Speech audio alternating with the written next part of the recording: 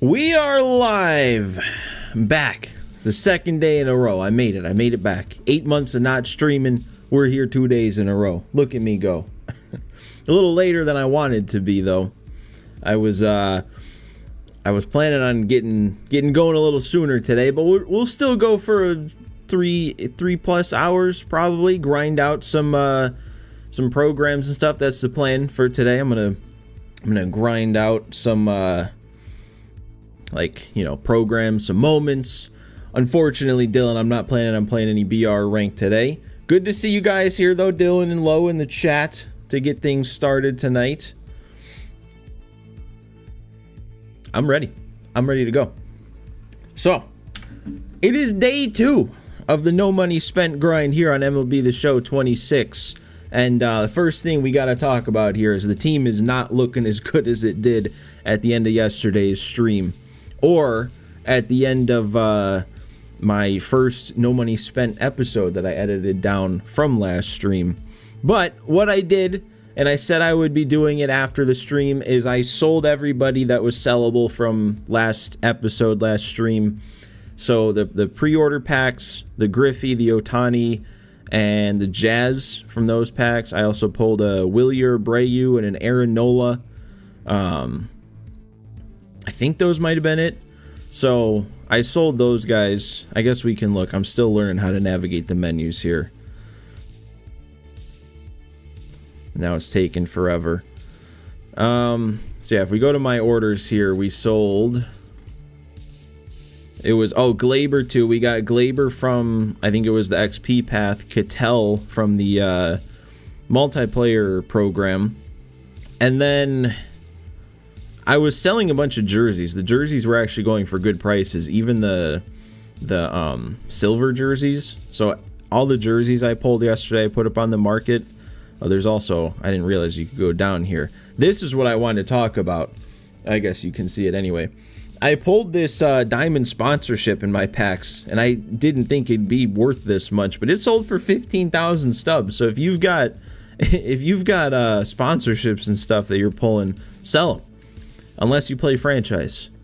But I don't know how many people play franchise or going out of their way to rip packs and buy sponsorships. I don't know. But yeah, so sold a bunch of jerseys, sold all those players. We got up to over 80,000 stubs, close to 90. But then what I did, because I'm a White Sox fan and it just needs to be done, I have put in all the orders, and I think all of them went through for my White Sox collection. Did not cost much. It's probably less than 5,000 stubs to collect all these guys, but that's going to be the first thing we lock in for today, is we're going to be finishing the White Sox collection and unlocking that Larry Doby. So I think all I got to do is this. There we go. We did it. We got a little animation too. Look at that. They're thinking of us. There we go. Larry Doby. And he plays center field. And if you were looking at my my team, that's kind of a weakness right now. I mean, we're gonna change that pretty quick here. I think I went one panel too far. Yeah, so right now, after selling who I had, Luis Robert as a bronze is stuck in center field. But that's getting changed right here. Adding Larry Doby out there. But this is probably going to change quick because we've got a lot of stuff to do today. But just a quick overview. I didn't go through and sell the live series players I pulled. I still want to go back and do that because I still think it's probably more worth it to sell those guys as I'm getting them and then go back and rebuy them when it's time to finish collections. But for now, to make sure we keep a team, I'm keeping those guys. So this is where the team's at to get started today. We're looking pretty rough. We've only got 2 diamonds in the starting lineup. I think it was, 2 more in the rotation and 1 more in the bullpen. But we've got some easy content to do today. So I think the first thing I want to do is, oh my god, it's taking some time here, man. Servers might be slow today. We're going to go to assorted programs, and I'm going to take on this starter program first. We're at 15 points from what I did yesterday. We got to get to 50 to finish it, but there's some nice XP in here. I mean, they're players. A ballin' pack. I did pull a diamond out of a ballin' yesterday, so they're not worthless. But this should be pretty easy to do. I'm actually, you know what? I could probably lock in these collections first. Do I care enough to only lock in non-sellable guys? Because there's probably enough from that White Sox collection. Yeah, let me just do that. Gonna make sure I'm only locking in. Oh boy. Okay, it's I'm learning here. It's hold X to collect a card. So like, is that okay? It is just collected when I do that. Kind of prefer the old way. I kind of like when you're able to just select a guy. Yeah. You select them and then you can like collect them all at once. But we'll do it this way. That's fine. Collect all these no-sell guys to finish up this collection and get some points.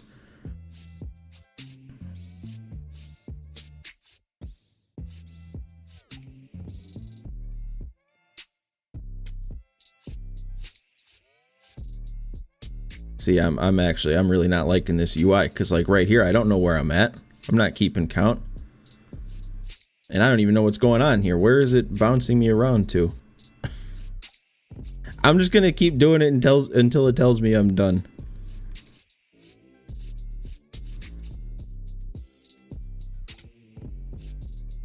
How are we doing tonight, guys? Though I didn't ask you guys that. Anybody in here have the game? What have we been doing? What have we grinded out? Favorite cards so far? I want to hear it, because I haven't played since last night when I was live.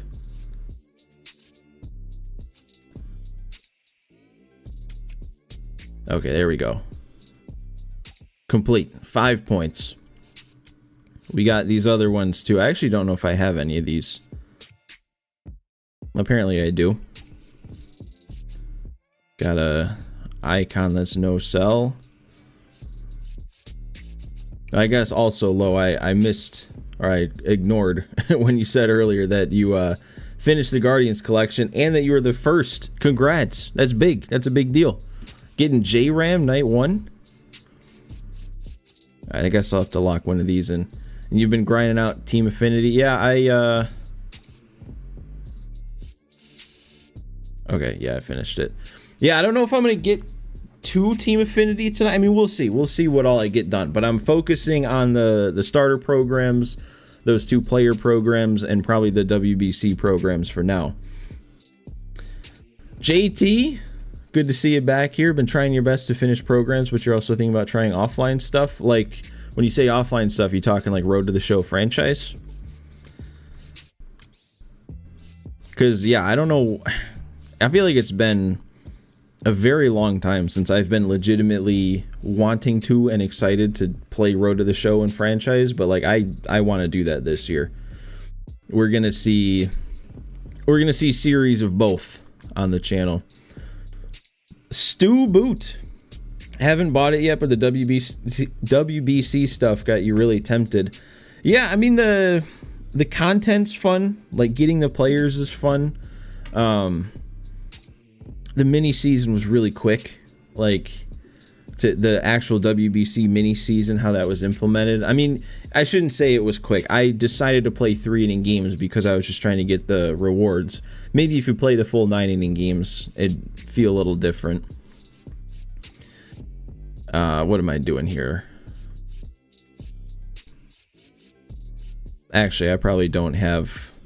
Okay, what am I doing? We can exchange 41 over. Actually, why is this guy so much of a lower overall than everybody else? Look at him. He's a 41. That's 8 overall lower than the next lowest overall in the game.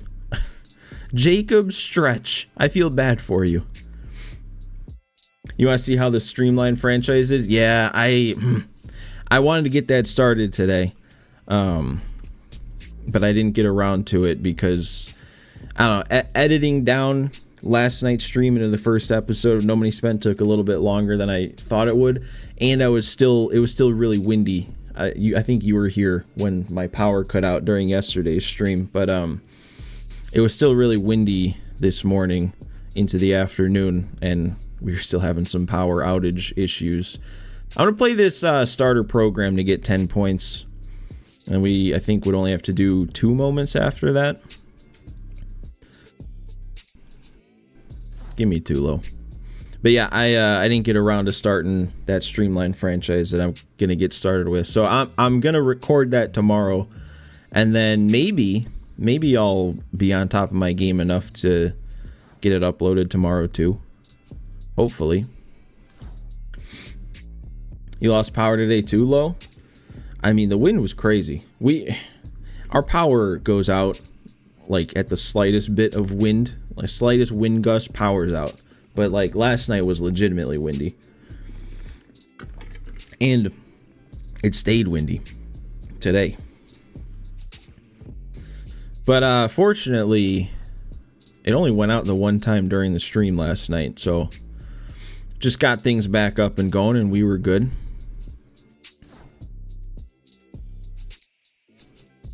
You know what? I probably should have been up there while I'm drafting. Then you guys could actually see my team. Not like it really matters a ton. I expect this starter showdown to be very easy.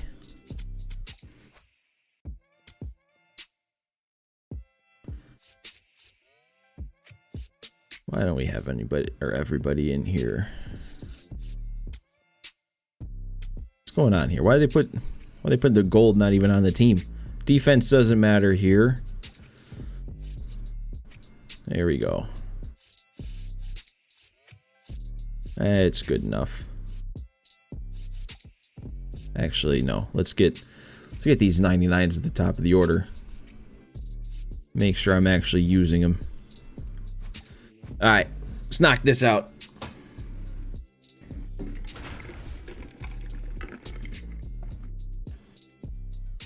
But yeah, JT, if you get started on a Streamline franchise, well, actually, I don't know. I was gonna say let me know how it goes, but I also don't know if I want to know a whole lot before going into it.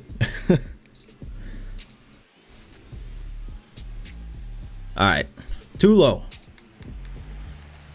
The batter, number 2, shortstop, Roy. Too low. Is he gonna run that out? Yep. All right, he's quick. In there. We only need 1 run for this one. Now batting, first baseman, Albert. Woo-hole. And there we go. There's our 1 run. Jeff, what's up, man? You're back. Good to see some familiar faces showing up when I haven't streamed in so long. Well, obviously I'm not counting last night. I'm saying actually streamed. Of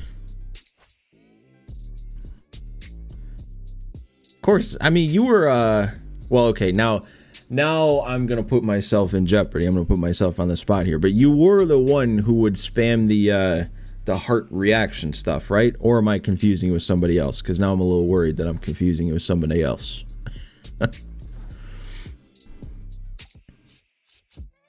Yeah, it was you? All right, I thought so.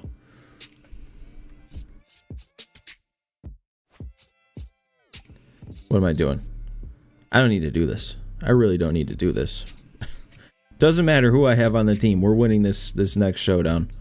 We only need 2 runs this time in 20 outs.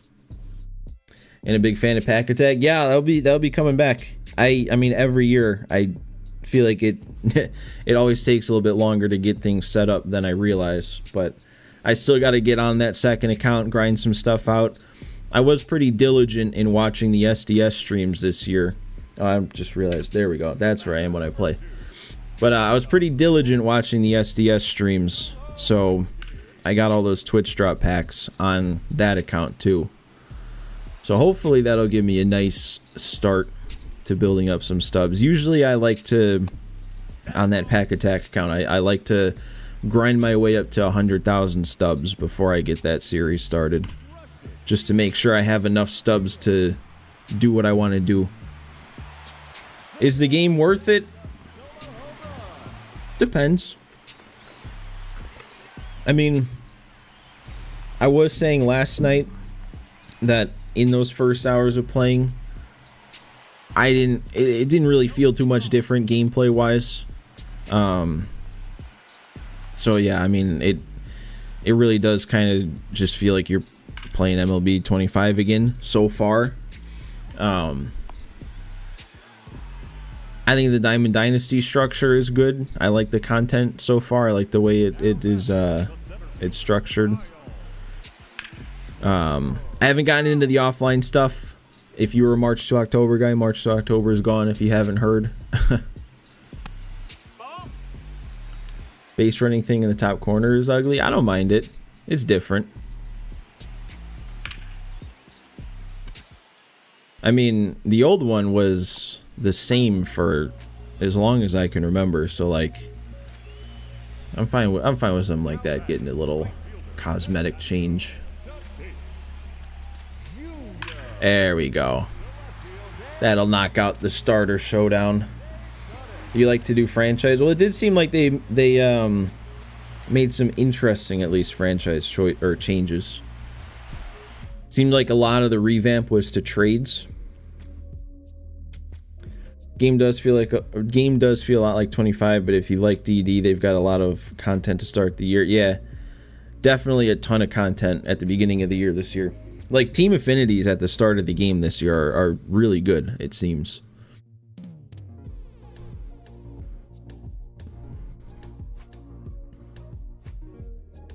Alright, so where does that put me in this starter show or starter program? Can you do an entire WBC tournament? Yeah, but I will put an asterisk there and say in a way, because it's integrated into mini seasons. So to play a WBC tournament, you use your Diamond Dynasty team to replace one of the WBC teams, and then you play a WBC tournament as your Diamond Dynasty team. Yeah, I don't know if I can say I understand why it's exclusive to Diamond Dynasty. It definitely should be its own mode, especially since they said they have the rights to every single player, and they've built a card of every single player. I mean, it's fun to have it in Diamond Dynasty that way, but I think it mainly should be in the game as its own thing. And, you know, you actually use the players that are in the WBC.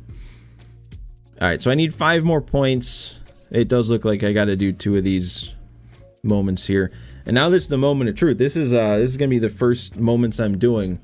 See if they made a good quality of life change here. And when you finish a moment, see if it boots you back out like it used to.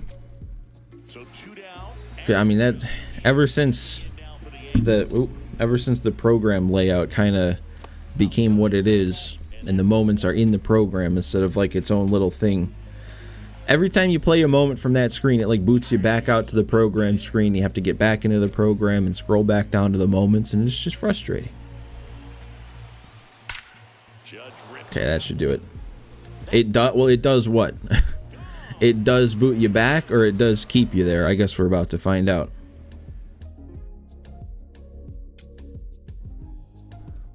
It boots you back. Oh, how is that not a thing that they bother changing? It's so annoying. Well, it looks like when we get into the WBC programs, we will be doing it from the main menu.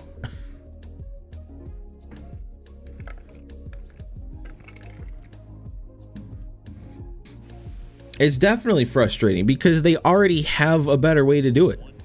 When you go, I mean, actually, I don't even know. I haven't explored the main menu of the game. I'm hoping they still have that way to go into it. I don't even know what I need to do for this moment. 1 extra base hit. That's not going to be it. We can still restart in the middle of play. That's good. That's a good quality of life change from last year.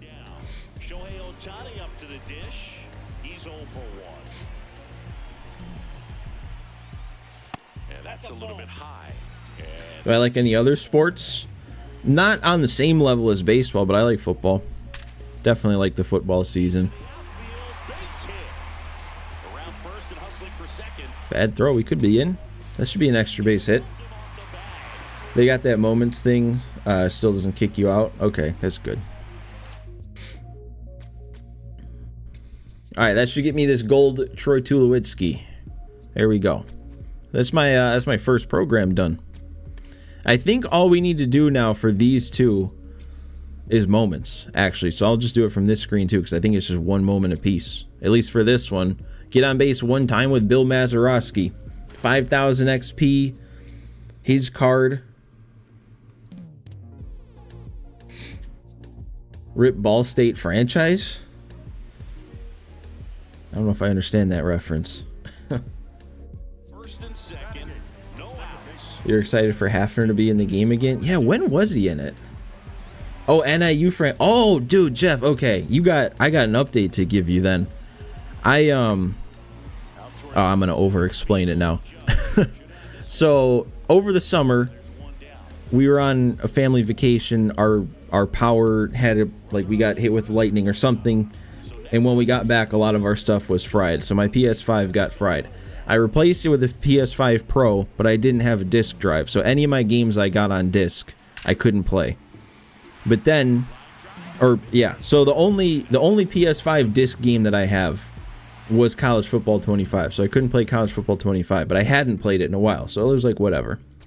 Then I got a disc drive finally. And I got back on College Football 25. And I continued playing that NIU Dynasty that we started on stream a year and a half ago or something. And I didn't finish it. I didn't win anything yet. But I think I played through 3 seasons. And I was like getting the hang of it. I was having fun. So I'm not going to make any promises. But in the summer, when the next college football game comes out, we'll think about it. That's all I'll say. We'll think about it. You think Hafner was in the game in 2019? It was that long ago? Like the last time he was in it?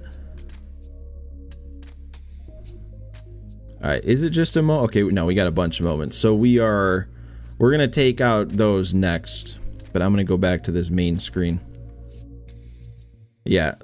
Okay, wait, it didn't really highlight there. But there we go. So you click moments here, you get into a much better screen. I'm assuming. I haven't seen it yet. Yeah. And then here you can play through the moments. We got to get 2 hits and an extra base hit for this first one. I feel like it was the same time the All-Star game was in Cleveland. You could be wrong. I mean, I remember him having a signature series card. And MLB 19 was the year that signature series was like the main thing. And everybody who got a good card got a signature series. So like, he definitely was in 19. I would have thought he was in more recently. Like when I saw that he was a thing again, I wasn't like, oh, this is, it's been a while. But I guess it has. I should do NDSU. I mean, if I do, I'd probably just do NIU again, because that's my school. Look at Hafner. I mean, that was a good little swing there. It was a hanging circle change right down the middle. They got any more historic stadiums? I haven't looked through it that carefully. But in terms of new stadiums, they put in the Tokyo Dome, and then they put in the Puerto Rico Stadium that they've been playing in for the World Baseball Classic.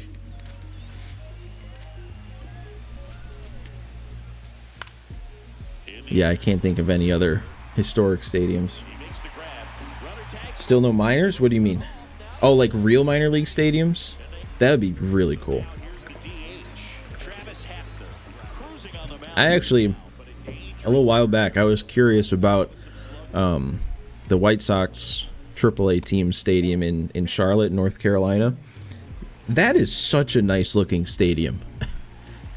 Like, it's like right in the middle of the city. It's right close to the Panthers stadium. The backdrop of the stadium is like the Charlotte skyline. Looked really nice for a AAA team too. I think that should do it for this moment, right? It was 2 hits. Yeah.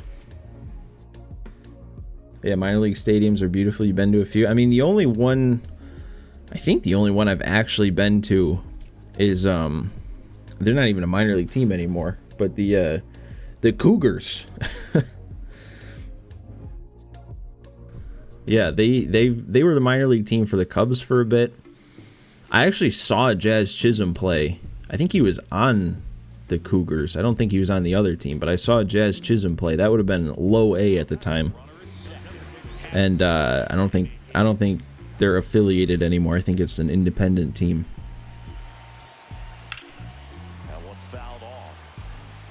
Altoona has a roller coaster in right field. Do you think that's fun? Ooh, yeah, I'm liking this Travis Hafner swing against the veteran CPU. And up next for Cleveland, Travis Hafner. He's already homered in this game. Out towards right center. Give me some carry on that. No. And there's 2 down. All right, Siggy, trivia time. Back when this ballpark opened, 1994, one future Hall of Famer hit the first triple in. Not going to get on there either. I'm guessing that the commentary, the whole row flow thing, that must only be when you're actually playing against people online.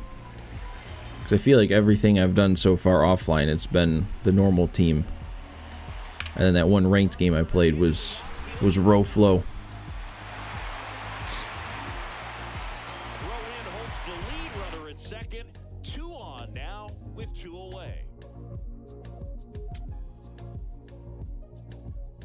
Yeah, we got some packs to open too after this. A home run, 4 RBI. Okay, so it's just a grand slam. Hit a home run this at bat.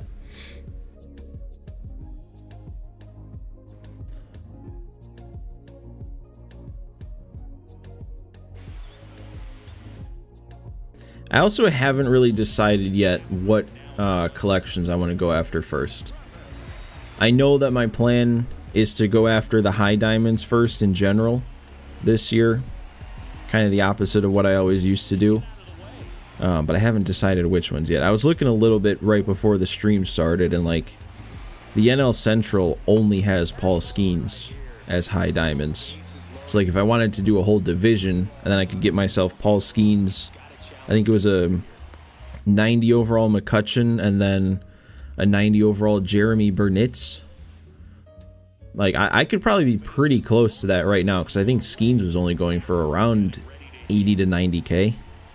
And then obviously you got to do the rest of it, so probably like 120 to 150,000 stubs, maybe. What's that scoreboard used for? Throwback one? Like the display in the bottom right? I think they just have a couple different like broadcast themes based on eras. Why am I not hitting this home run, man?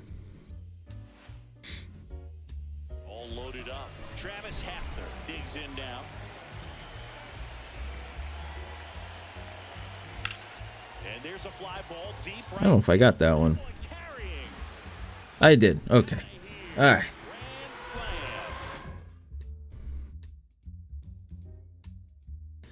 They need different presentations and scoreboards like Madden. I think they do, if I'm not mistaken. Or at least, I think they said that was a thing coming into franchise. What do I got to do? Another home run. Yeah. I think they said it was like a... basically the equivalent of what like a Sunday Night Football special broadcast was. I was going to say game of the week, but I think that was already kind of a theme. So I don't know.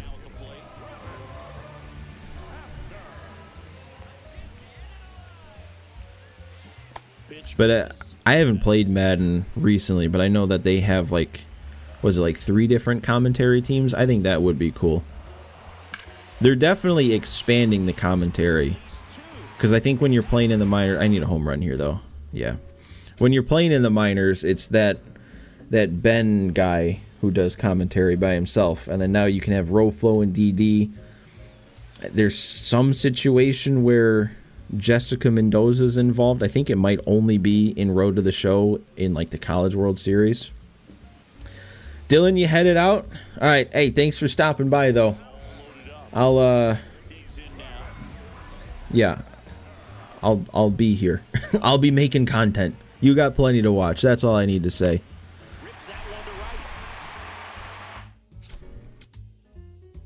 Is Kate Scott the big play pass lady? So bases loaded with 1 away. You were at this game as a kid? That's cool. I remember the first year that moments were a thing. I went to a White Sox game and I was all excited because I was like, oh man, they might have a Tops Now moment back when that was a thing. And I think they did. Yeah, she is. That's like the only thing I hear is the Vikings with a big play pass.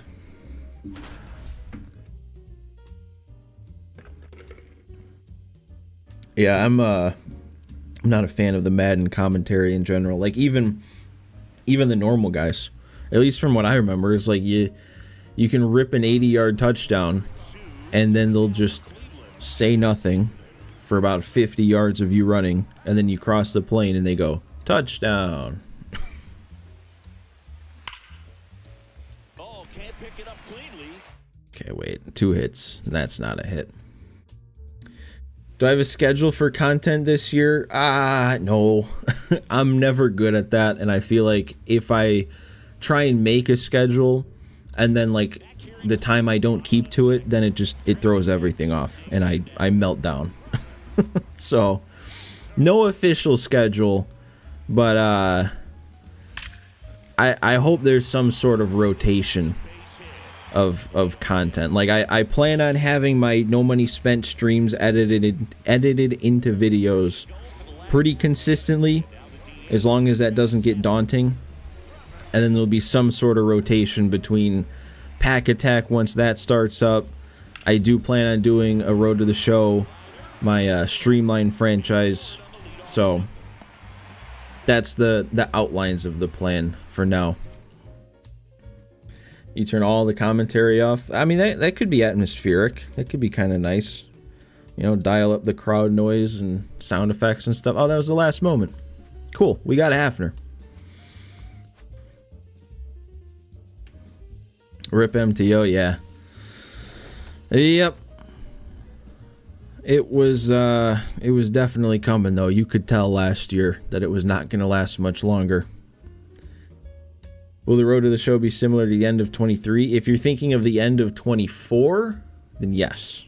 You are right on the money with that. At least I think it was 24. I'm pretty sure it was the end of 24. You might be right. I don't know now. I think it was the end of 24. Crowd making you turn down your headphones volume and the camera shaking after a goal on FC 26. Ooh. Soccer games. Never got into those. All right, where am I going here? I want to... Oh my god, okay. This menu. I am not figuring out this menu yet. Muscle memory is kicking in. And now it's taking so long to get to each panel. I want to put my new cards in.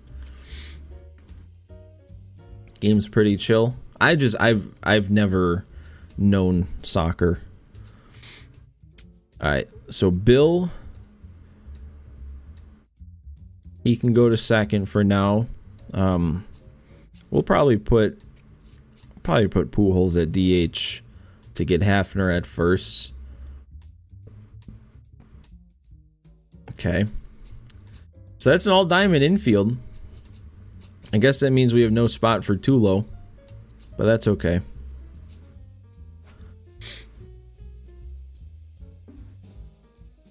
That's where the sliders were cranked all the way. Yep. Mm-hmm. That's what we're doing. That is what we're doing. And we'll see how it goes.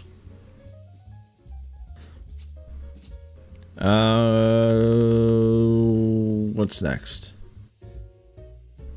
Programs. Probably gonna go and knock out these. World Cup 2026 will be peak. Yeah, I need to make more of a point to watch that. I think the last one I kept hearing was really good, and then I just kind of, I don't know, didn't really make a point to watch it. I think I want to go for this one first because of Alexei Ramirez. So how do I want to attack this? I'll probably... Actually, you know what? We'll just play moments. We'll just make this a moment stream until they're done. That's what we'll do. Because then I'll get all those players, and then I'll have all the players on the squad to grind out the stats. will I be using the sim feature? I haven't ironed it all out yet, but the plan for now, at least, what I was thinking of is like, I really wanted to, for that one at the end of 24, I really wanted to play a full season just to see where my stats were at with those impossible sliders. So like, I would like to at least play the first season in full. We'll see how that goes. If it really drags on, then we'll sim. But after that first season, then I'll probably look into that new sim feature. So, you know what? I might just... Because I could also knock out all these Team Affinity moments, too, and then that gives me the first gold for all of those. That might be the plan for this stream. Just play a bunch of moments. You guys ready? You guys ready to watch some moments?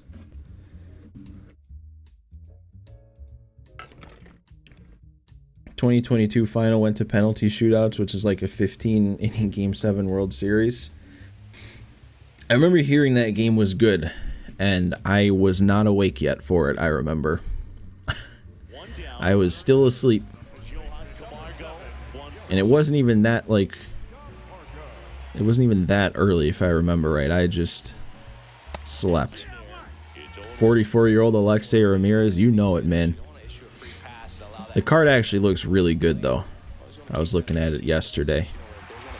The only thing that's a shame is it's not in the White Sox inventory. It's just like a free agent. There we go. That was easy. Messi and Mbappe cooked. I think did I do good on that pronunciation? I think I did all right.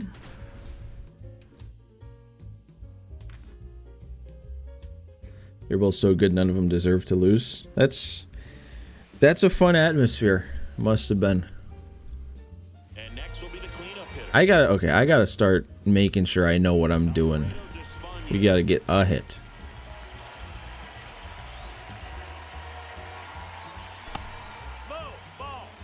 It's still very windy outside over here. I mean, if I remember right on the like weather stuff. Ooh. Got a hold of that. But it was going from like west to east. So maybe it just kept going. I still don't know how wind works, man. I'm 26 years old and I've looked into it. I've tried to learn. I don't understand where wind comes from. Gotta pitch an inning. I did look this time.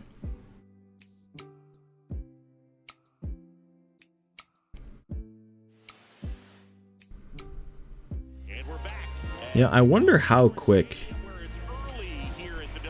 Okay, never mind. I was going to say, how quick could I go into that quick menu and change the settings so I pitch from the stretch? Because Seth Lugo, look at this guy. You know, it still would probably be quicker in the long run to do that. Did they say that you could, like, pin settings? Or am I making that up? Okay, we're not pitching from the stretch yet, I guess. Maybe next pitch. For some reason, I thought there was something like you could pin settings somewhere, and then they were like quick to get there.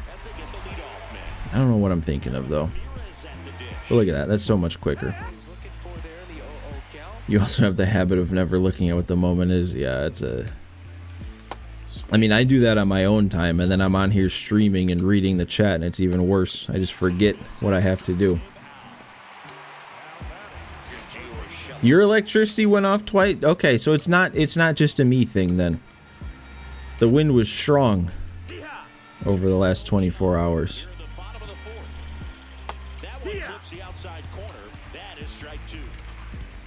There we go. Nice and quick. Wind almost flew you away. Yeah, it was gusting. An extra base hit. I looked. I'm not forgetting now. It's at the front of my mind.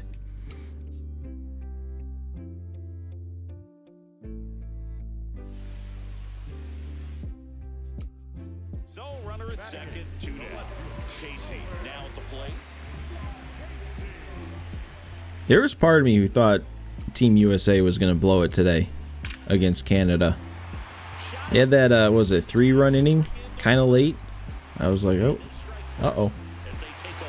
Do I got a Discord? I've never really, I mean, like, I have one that I've used with my friends, but I've never really figured out Discord. Never really spent a whole lot of time on it. But from what I hear, that could be a thing for like community stuff. Still remember one of the old MLB The Show games having actual sound bites. Yeah, that was cool. Like in the soundtrack, right? Like a song would end and then like a call would come up and then the next song would start. First and second, no out. You know if they'll beat the DR though? Yeah, that was the team I was looking at beforehand, and I feel like I had them ranked first. Seemed like a lot of things said Team USA was the best team going in, but that Dominican team was tough. And the 1-0. In the air to left center. Lugo on his way over. Yeah, this is the Puerto Rico one. It's like Hiram Bithorn. I definitely didn't say that right. Here's Gio Urshela. But you know, Jeff, that's kind of like this game doesn't look, for all the talk that there's been about the graphics not improving. It's not like the game looks bad, especially when you're in game, in the atmosphere, in the stadiums. It doesn't really look bad. That's fair, right? Gio Urshela only has 20 speed. I'm gonna get hosed. Does that matter? I think I only needed a hit. Yeah, I need to get on base.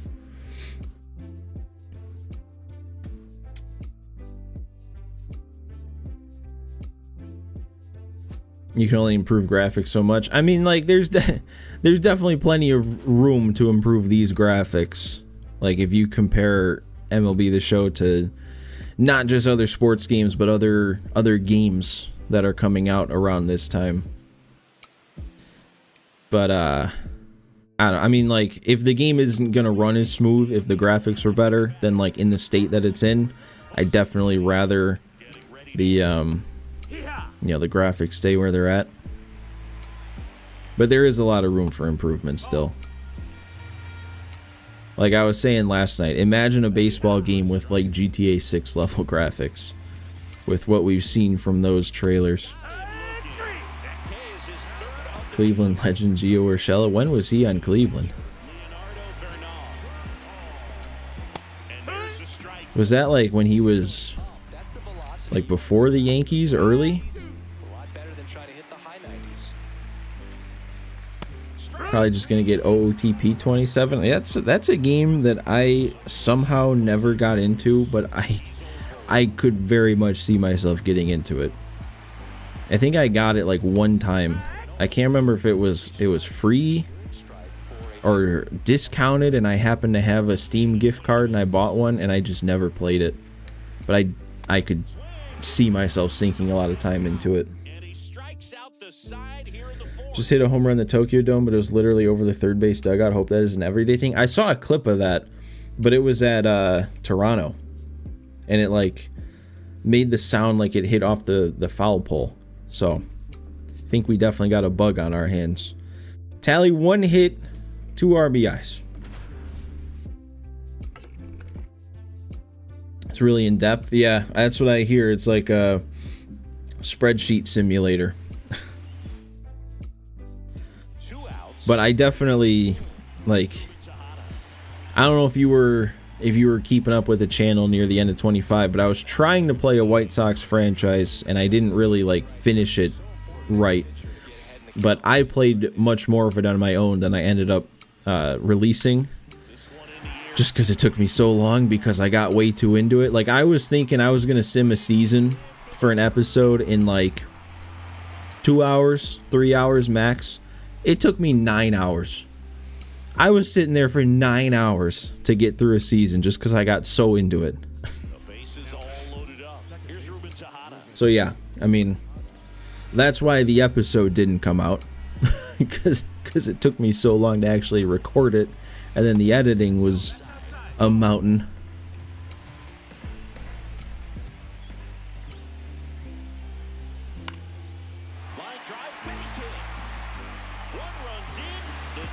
I needed 1 hit, 2 RBI, right? That'll do it. Yeah. There's a grass for attendance year by year, win record year by year, financial budget. Yeah, that's customized ticket price.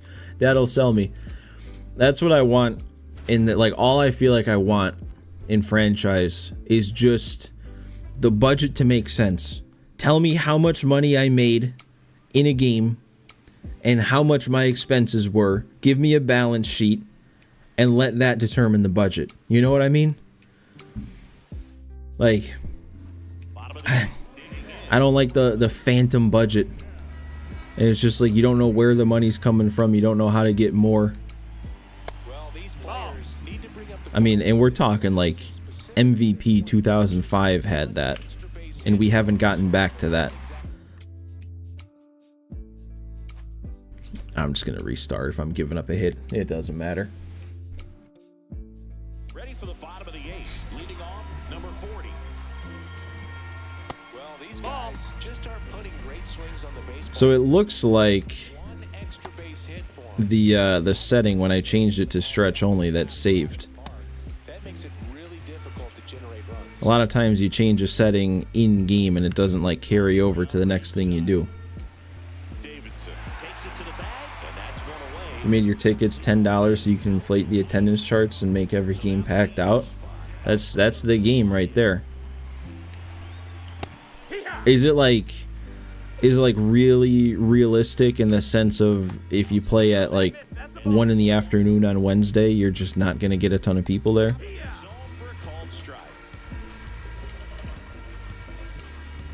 Because that would kind of be fun to manage. It's like, you know, primetime game on a Saturday night. You inflate those ticket prices, but afternoon on a Wednesday, you knock them down to $5 tickets in the outfield or something like that. I don't know. No count. Not every strike is a good strike for a hitter. I like the plate discipline there. Well, yeah, when I asked is it realistic, I meant like specifically in that, like, is the attendance going to be lower when you know, it's a time of day where not a whole lot of people are coming into the game.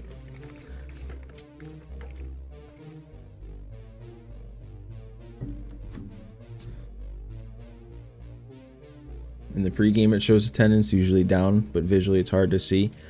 Yeah, I guess I don't even really know like how the game works, because you kind of just sit there watching, right? I don't know if you, I feel like the little bit I've seen of it, it's like Big Win Baseball on the phone. If you ever played that, that was a good time. But it's like you watch it and like every at bat is one pitch and like everything happens on that one pitch. I think I just needed a hit here. Yeah, I know you don't play it, but I'm talking like if you want to watch a game be played, it's like you can actually watch it play out, but it's just like really condensed, I think, is what I've seen. Yeah.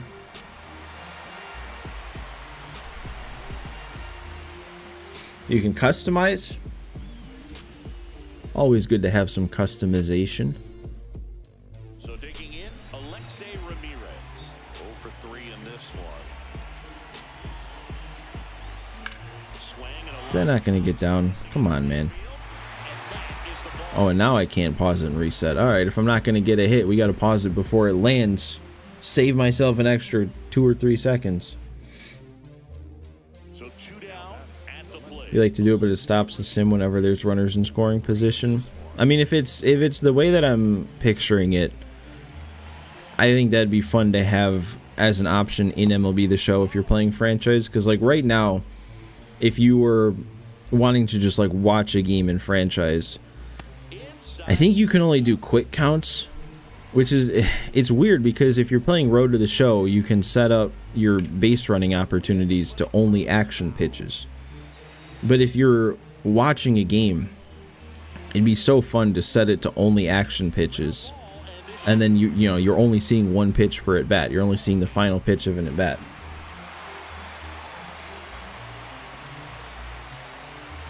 your batter's in a 3-0, you can tell him not to lift the bat off his shoulder. That's cool. Can they disobey you? Can you tell them what to do and they just don't?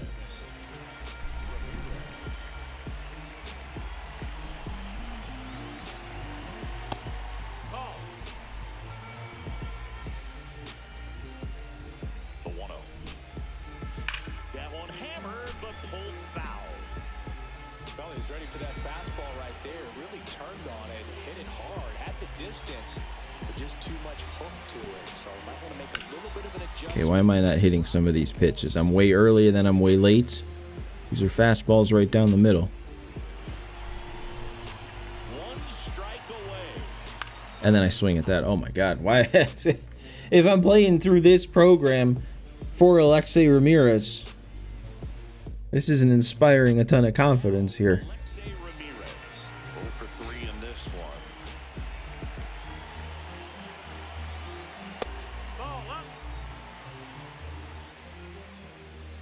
They have batters rushing the mound for fights, but it's not animated or anything. So they just stand there completely still. It's been tough for the offense so far, but you I mean, dude, MVP 05, you could charge the mound if you wanted to, I think. Or no, you can't. You couldn't charge the mound. It was, or could you? Now I can't remember. You could definitely argue a call with the manager and get your manager ejected, but maybe you couldn't charge the mound. Down the left fielder, Alexei. When was the last time anybody charged the mound, though, in real life? That just doesn't happen anymore. Out towards right center field, Cortez. You saw a peak fight IRL? Like, where are you seeing fights? Are you paying for it, or are you just coming across it?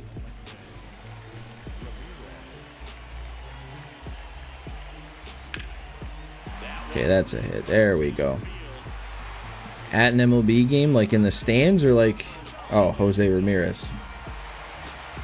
I know what we're getting at.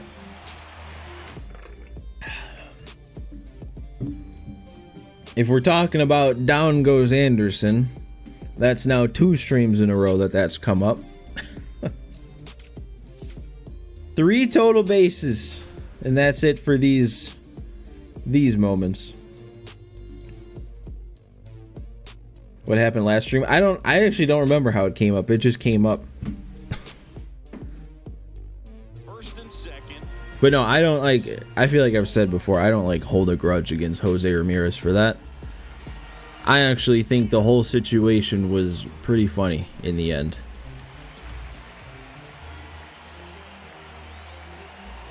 It was, I mean, actually, it was so funny. I was talking about how the John Boy breakdown of that fight was like some of the funniest baseball content I've ever watched. And I watched that video again today because we were talking about it last night.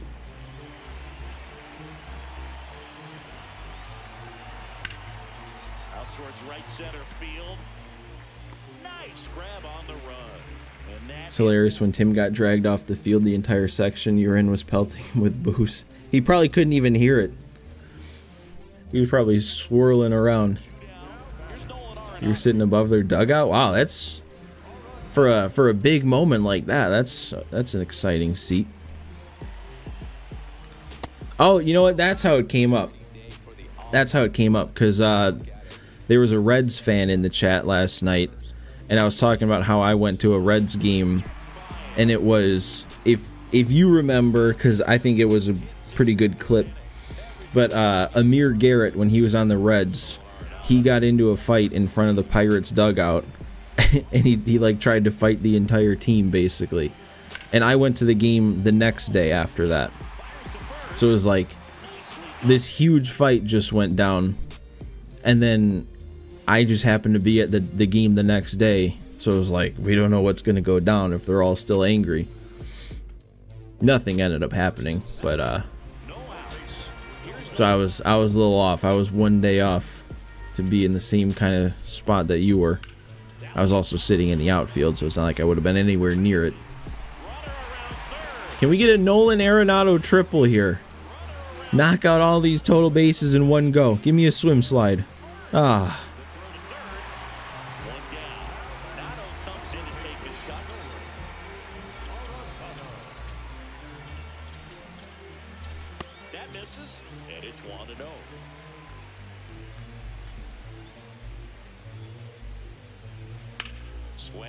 Got that right? Yeah. Alright, so that is... Well, I'm guessing that's Pool A. If that was the first one I'm doing. The Pool A moments are done. On to Pool B. Only 30 more to go for these.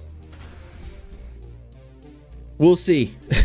We'll see how I'm feeling at the end of 30 more moments. Because if I played all the Team Affinity moments, we're talking 60 more moments. I don't know if I just want to sit here playing moments for 3 hours. Bringing you all the WBC action from Dyken Park. And now the first baseman, Dante Bichette Jr. It just feels like they wasted what they could do with the WBC. I mean, it's odd to me. It doesn't make sense. Like, the only way I feel like I could understand it is if somehow they worked out the rights in a way that only applies to Diamond Dynasty. So like maybe they're literally only allowed to put World Baseball Classic stuff in Diamond Dynasty. I don't know how that would work. I feel like that'd be pretty bad negotiating. But I mean, they've got all the infrastructure in the game. They've got the whole tournament set up in mini seasons. So it's like it already exists. The players exist. The player models exist. The teams with the full rosters exist. Just also have it offline. And I mean, if they had it in franchise mode or in Road to the Show, then that'd be even more fun. You could send some of your players off to the WBC. You could make the team if you're a Road to the Show guy.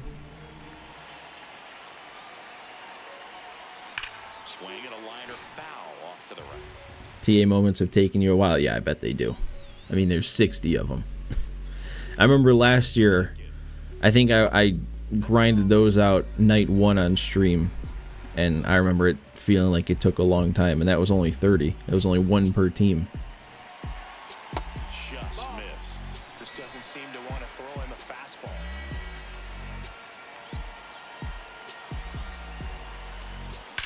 Ooh, rowdy.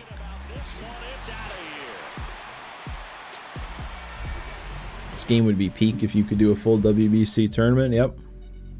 I mean, like, the closest you could get to that is unlocking enough WBC cards that you can recreate one of the teams, I guess, as close as possible, and then just load in replacing one of those teams.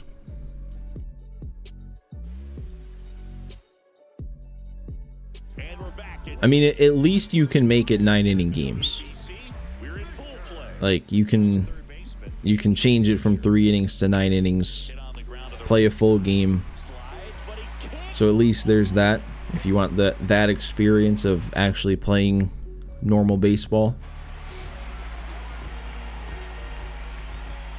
Like in FC, you can do tournaments for the cups and stuff. That's, you know, I never thought about that. Is it still like actually the World Cup in the game? Because like they took the FIFA branding out of the title. So did they also lose the rights to calling it the FIFA World Cup? There's no World Cup? Well, there you go. Swing and a ball lined out towards center. 2 down.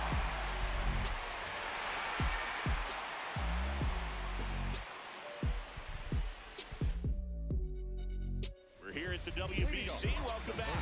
Bottom of the inning. Andrew Fisher getting ready to hit. Ball, that's high.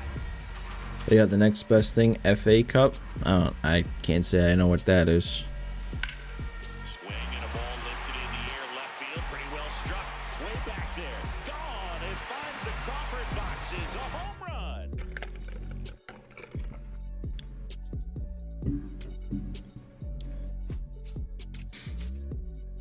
Yep, you're not gonna see me knowing a whole lot of soccer terms. I know there's a Premier League. There's the World Cup. There's MLS. That's about it.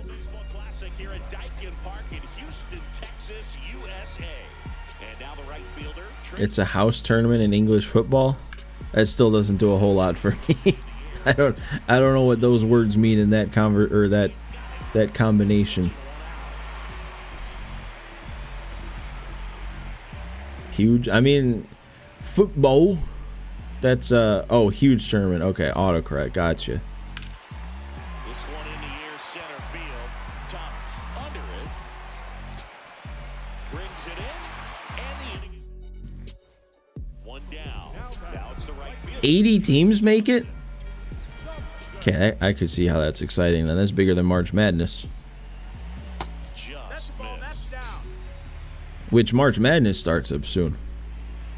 I mean, that's 2 days from now the bracket comes out. And a foul ball. And that's another thing. I don't know anything about college basketball, but I do watch me some March Madness. Ball to strike. The pitch. Rips that one to right. Durant takes it. Am I just not hitting with Trace Thompson then? Number 2. Oh, I needed 2 hits. March Madness of soccer, so many upsets. Is it like... So it is like actual, like the main teams, like the big ones that I would have heard about, like Arsenal, Manchester United. To the last of the third. Yeah, best team. Okay, so yeah.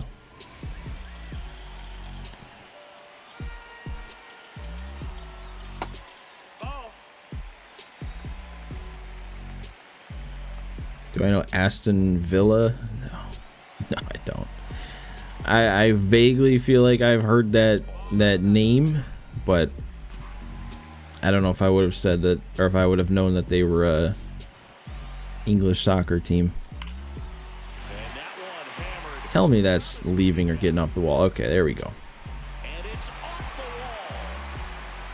wall. Well, I know. Okay, yeah, I do. I know more than 2, probably. Actually, do I? Because I was going to say like Barcelona, but I don't even know if that's the same thing. That might be something else. Trace Thompson now at the plate. My source for knowing That one is absolutely what little I actually do about anything English soccer related is I tend to like wrestling, like pro wrestling, and there's this channel that I've been watching forever. And you know, they cover like WWE pro wrestling stuff, but they're all English. So every once in a while when I watch their stuff, they make reference to something going on in soccer. So they're all from Newcastle. So there's a Newcastle United. I know that. And isn't their rival like Sunderland?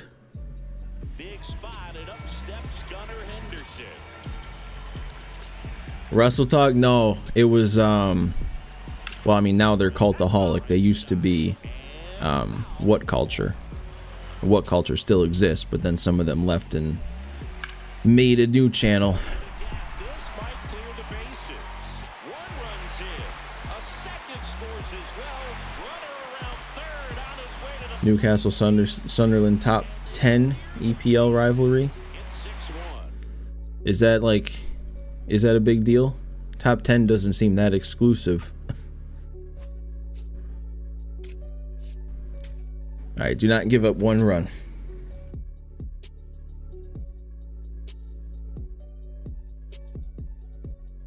You know, my controller's been doing this weird thing lately where just like the vibration is like weird.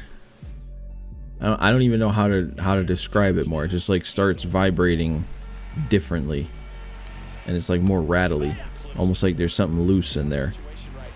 I don't want there to be anything loose in there because paid way too much.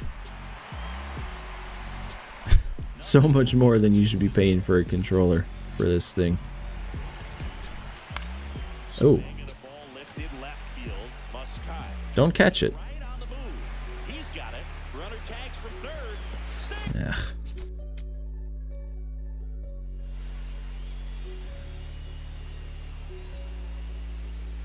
You can steal home and out of the park. I mean, you can steal home in this. Now It's just not gonna work. to the plate. He's 0 for 1. Tough situation right here. So important as a pitcher to get ahead in the count as he did right there. Got the bat going too soon and strike two. The last thing he wants is to hit the ball on the ground, but I wouldn't expect many pitches up in the zone. They'll be pitching for a double play in this spot. Just missed. Swing. There we go. Struck him out. Tried it once accidentally and it somehow worked. All loaded up. Kyle Schwarber comes up to hit here. Swing and a pop up. Let me get there. Settles underneath it. Ah. And that's the third out.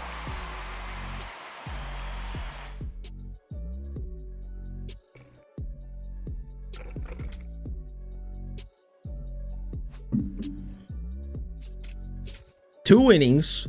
What are they trying to do to me? I gotta pitch 2 innings.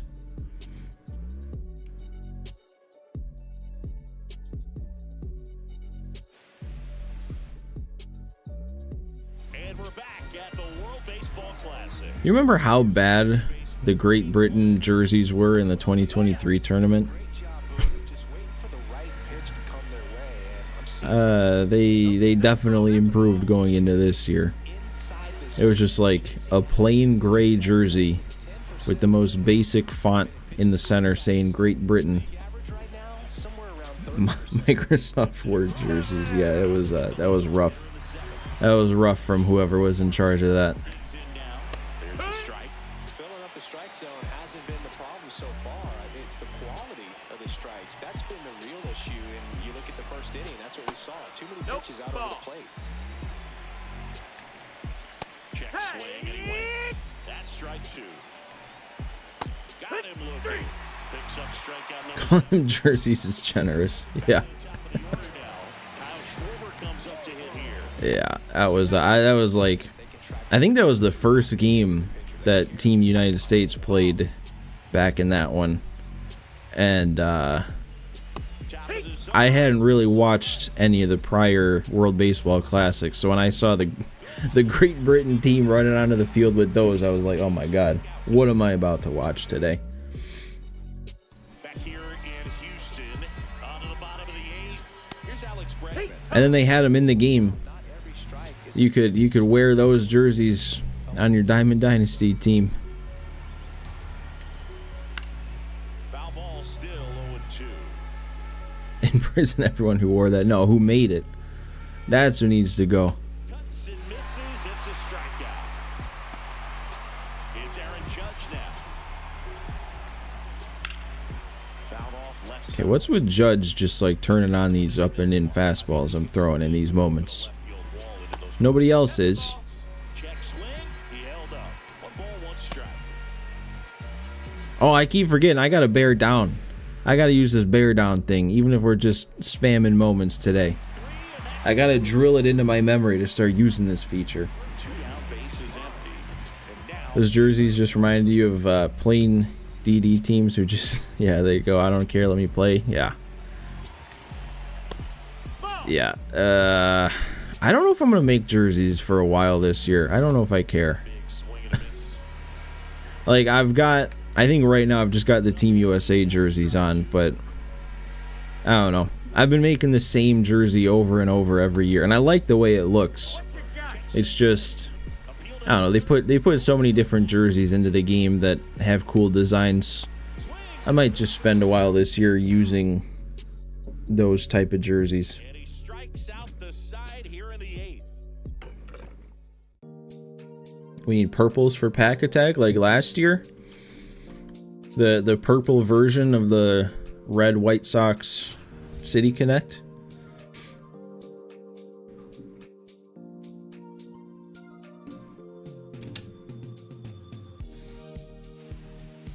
Yeah, last year's Pack Attack jerseys were pretty good. Maybe I do just recreate those and bring them back, the same ones.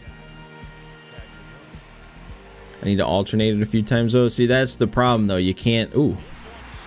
Okay, 1 swing, 1 pitch. But yeah, I mean, you said it.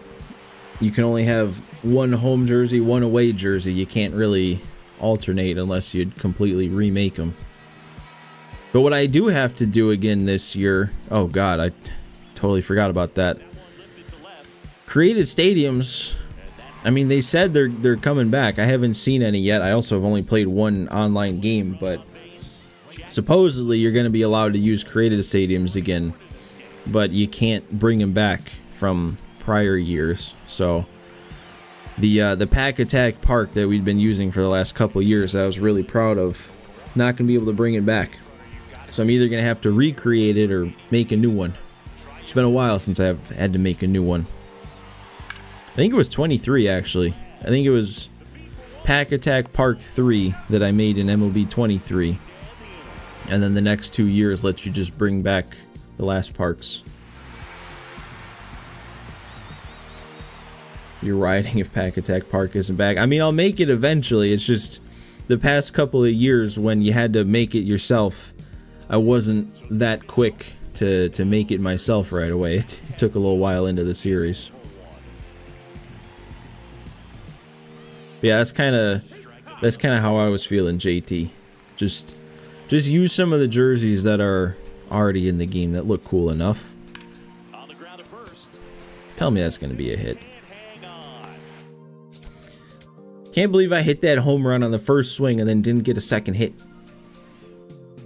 But you know what, Jeff? I had also had the idea a couple years back. I never did it, but like this might be the year to do it. I shouldn't even say that because that'd be a lot of work. But I was thinking it'd be cool to recreate all 3 Pack Attack Parks that I made, and then we can alternate between them for games. But yeah, that would be a lot.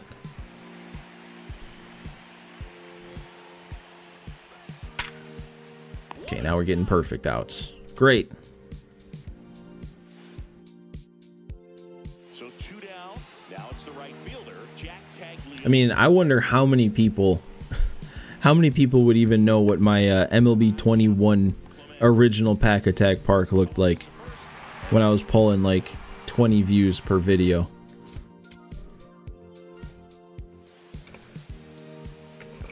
Not you. Yeah, I wouldn't think many. That was a fun year at Pack Attack, though.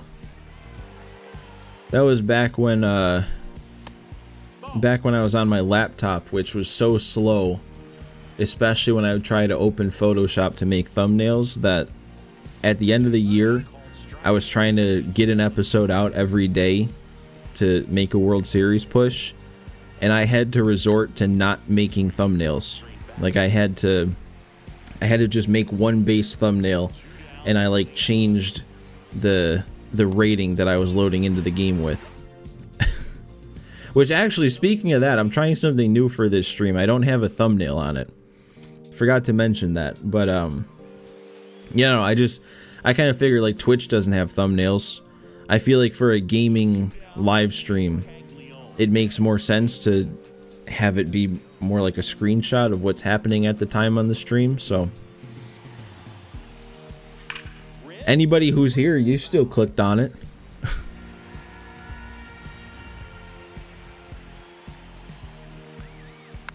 But yeah, I'll probably then, like after the stream's over and it's sitting there in the VODs, then I'll go back and make some sort of thumbnail, whip one up. Because you guys care about all this admin stuff, right?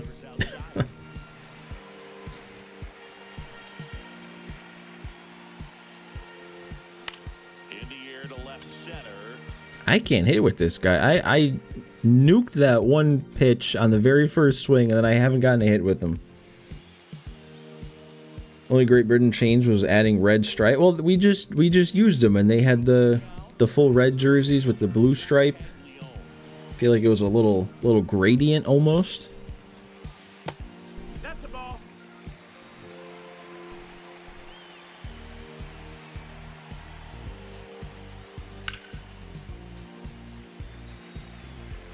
Homes. So not the jerseys I was using then, I'm guessing. And there's a foul ball. 2 down, nobody on. Yeah, I don't even really know what that means, Jeff. That whole ranking thing. I remember that all of a sudden being there back like the last time I was streaming. Dude, now I'm getting dotted on sweepers up and away on the corner. But who's gonna take number 1 from Jeff now? You just randomly gain 75. I have no idea what that even means. But yeah, I mean, you've probably been chatting the most this stream. I don't know how all of a sudden, like, you go from unranked to number 1. I don't know how you were unranked before that. The system's rigged against you.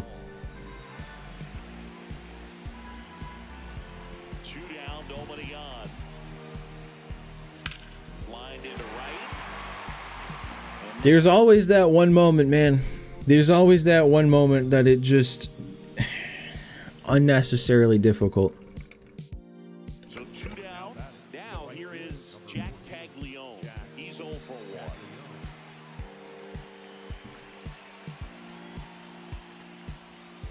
Pitch misses there. Ball 1.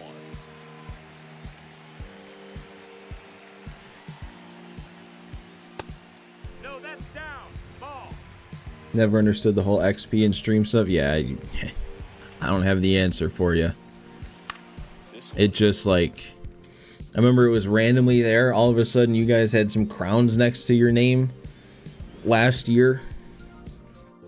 Never really looked into it. Does anybody, do any of you guys hype videos either?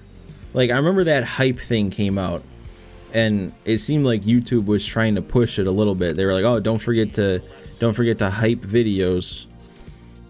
And then, like, I don't know if anybody does it. I don't even know where to hype videos. I watch mainly when I'm watching YouTube. It's on my computer.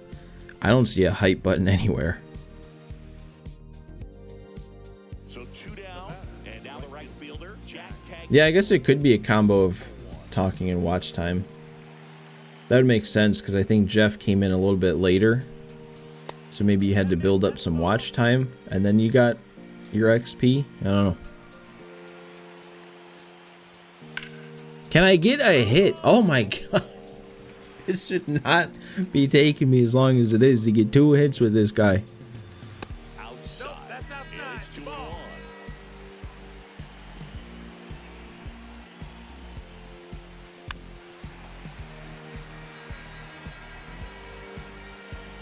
Two down, nobody on. And down on strikes. And that will end the inning. I'm getting legitimately frustrated right now with this. Let's focus up and get this done.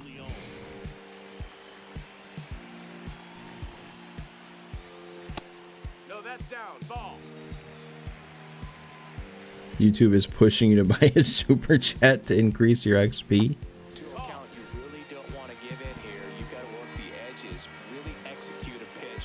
Yeah, I mean, Into this count. everything is somebody trying to make money, isn't it?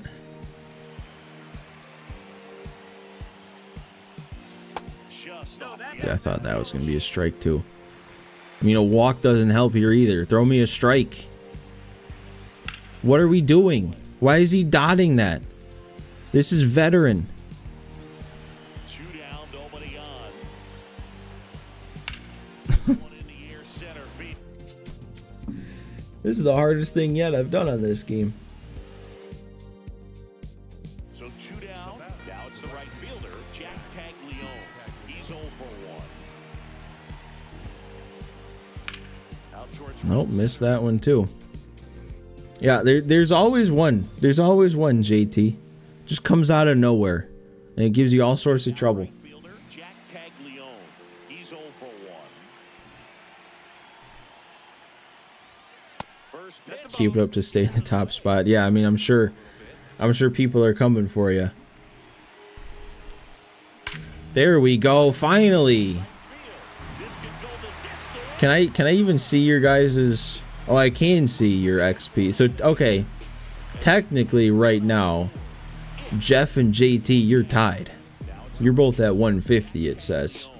So I don't know what Jeff did to win the tiebreaker.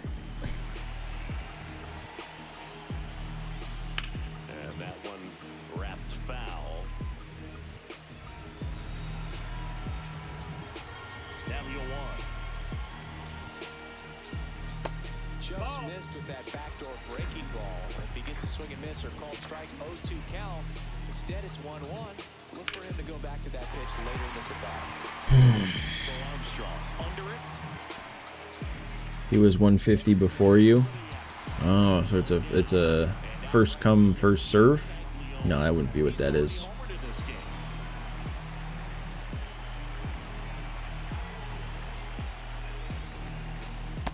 I can't play around I with feel like Italy should have added some cool red, white, green combo to their jerseys instead of blue. I mean, give up a solo shot.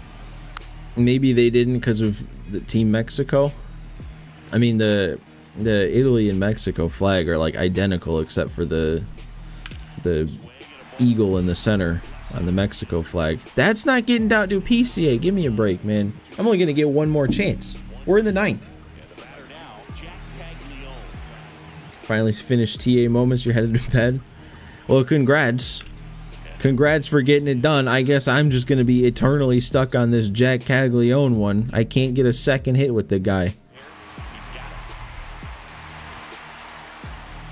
it. It was good to see you again, Low. So up next, Jack Caglione. He's 0 for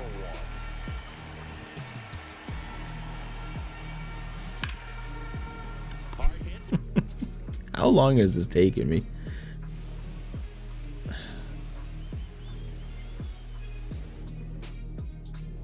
So 2 down. How many times have I restarted this moment? I've definitely restarted this moment more than I've restarted all the other moments I've done combined so far.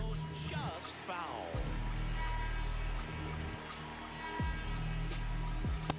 Ball.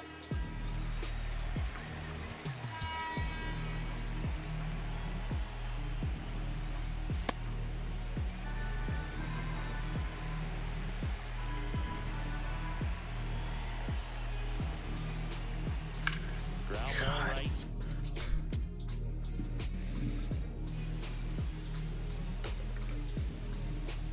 Oh, it did it. It switched the leaderboard right as Low was leaving. And he's also at 150. So that whole earning it first theory, that goes out the window. It was probably because Jeff, they were trying to what's the word? They're trying to sell you a super chat. They're pushing it on you, Has to step out of the way. creating that fear that you could lose that number one spot, and then they made you lose it. This is ridiculous. I cannot believe this is still going. And now, Jack Caglione. Ball. You do have $1 of Google Play credit. You don't need to do that, man. You don't need to do that for a top spot. Yeah, it has to be just something for engagement. Like just any little system they could put in to try and keep people on the platform or whatever. Am I not engaging enough? YouTube? Is fouled off. 2 down. Me and my generic free music library playlist in the background. That's gonna be a perfect out, isn't it? No. Okay. Now it's the right. Wait. Jack Caglione. I forgot. Already homered here in this one. I forgot to restart, so that was the 5th inning that I got my first hit. Okay. That's the ball. Teal, the base runner at first with 1 out. According to YouTube, you get it by sending live messages This one in. and sending super chats. So they probably put a cap on how much you can get without spending money, because that's how everything works. And now the right fielder, Jack Caglione. He's already homered. in You know what pissed me off the other day? I was I don't like. Oh, did I finally do it? Okay. I guess I just had to talk about what makes me angry, and that's all that it took to finally get that second hit. God, how long did that take? But no, anyway, what I was gonna say, I don't like track my calories or anything like that. Like I don't really do that, but I have in the past tried to, and I had this app, and it was really nice. Like you could you could bring up your camera and it would scan the barcode or something and then like automatically know what food you were eating. So then I was curious the other day. I was like, how much protein do I eat in a day? Like I was just curious. So I get on this app that I used to use and I haven't used it in a while, and I go to click scan barcode, and as soon as I click on that, it takes me to the page saying that's locked behind the membership. Like I had to sign up to like a $6.99 a month membership in order to use the same feature that I used to be able to use for free. That's where society's headed. And that misses. And that's ball 2.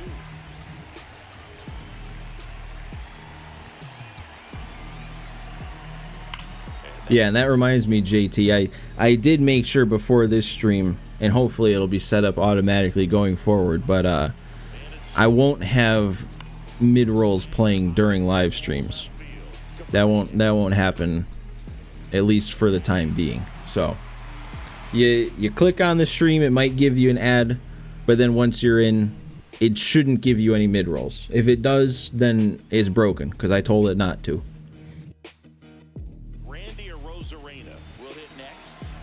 And that'll be your incentive to watch live, because then like if you watch it after the fact, there will be mid rolls, because at that point it's just a normal video.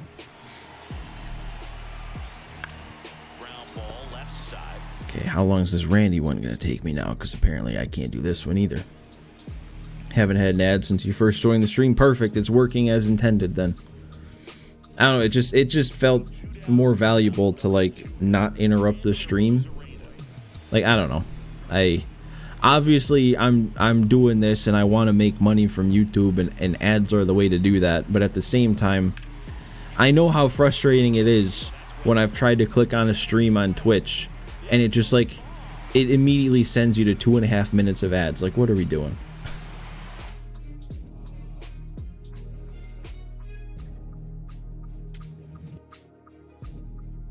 Alright, what is that? No, we got one more. 1 hit, 1 RBI with Bryce Harper.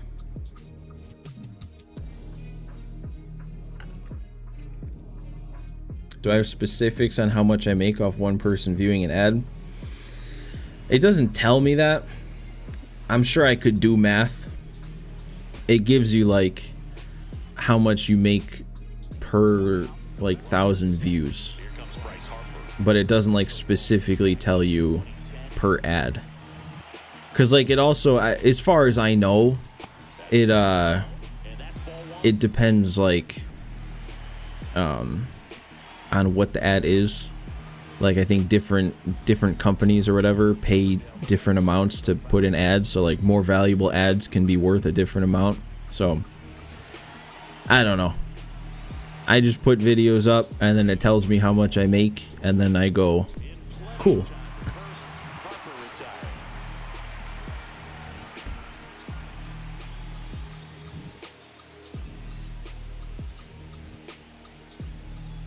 Yeah, I will say though, JT, when you say that, okay, 30-second ad, if I get up to use the bathroom or something, I might like run an ad.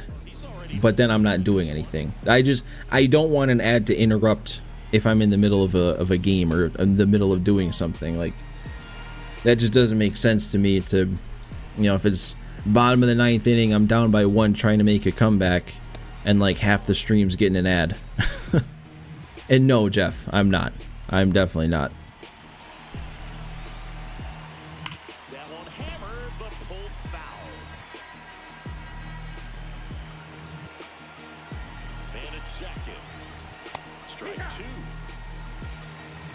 Underpaid.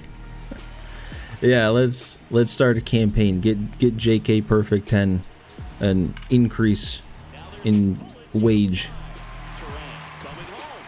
That's all I need, right? RBI and a hit.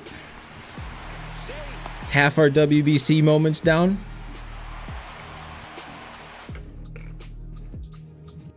Twitch pays you 1 to 3 cents per ad view. That seems better than YouTube. I mean, I guess I don't fully know, but like, yeah, I don't know. $2 for a sub. Yeah, I was thinking about activating memberships here on YouTube, but like, I don't really have anything to offer membership wise. So if I did turn that on and anybody wanted to become a member, it's literally solely just to pay me however much money it is to be like, yeah, I like what you make and I want to give you money. There's nothing more to it. I didn't want to do it unless I was like actually on a schedule, especially the last like 4-5 months of even just normal videos. I don't think I've been doing enough to warrant having memberships active. Yeah, early access to videos is like the only thing I could think of doing that would be a perk. But even that, it's like the way that I post my videos, I pretty much post it as soon as I'm done making it anyway.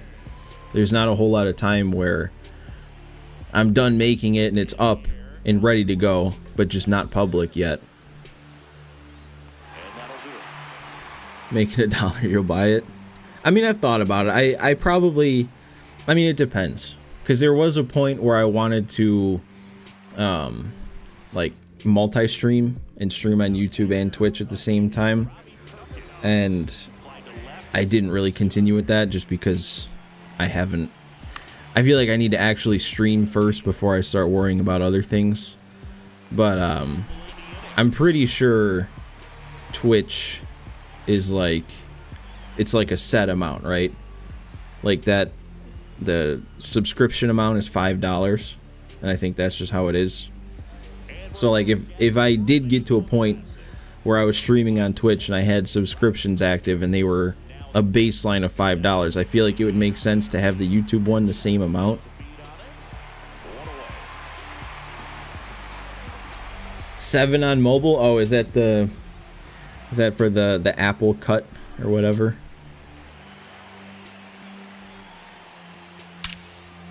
Okay, that'll do it.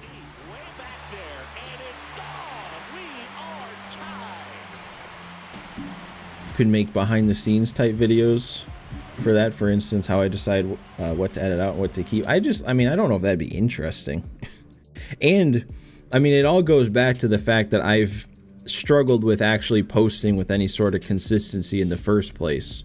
So like adding things on top of that before I've even established consistency again, I don't know. I just don't really want to add things to the plate that don't need to be added yet. And here's the first baseman, I'm also not sure if I'm a big fan of the idea personally of like locking content behind a paywall. Like, I'm not saying people in general are wrong for doing that or anything, just like for me, I don't know if I really want to make something that not everyone has access to.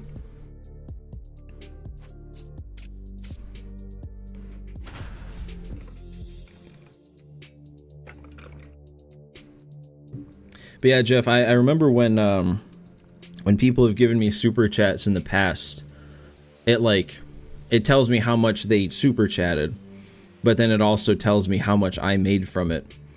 And it's definitely different when people do it on mobile versus when they do it on desktop. Like, I'm pretty sure if someone super chats like $10 on mobile, I end up getting less than $5.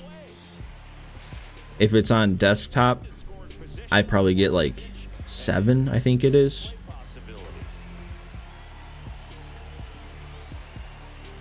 But yeah, it's because like I think YouTube takes a 30% cut, and then like Apple, if you're on mobile, they take whatever cut they take. So I get the scraps.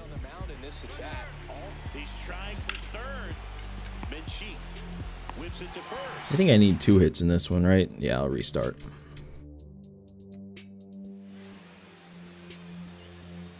Samsung. I mean, I've got a Samsung now. I made the switch a year and a half ago now.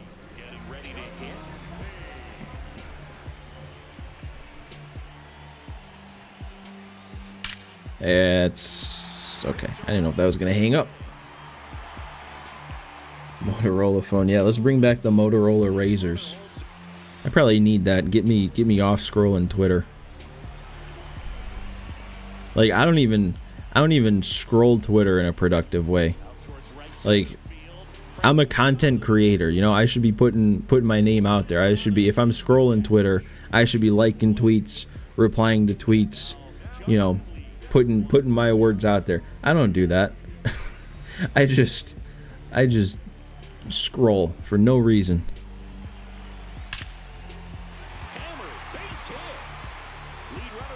Oh wait, they actually have a smart, or wait, no, I do know they have it's the Galaxy Flip, right? I mean, if you're saying Motorola version, but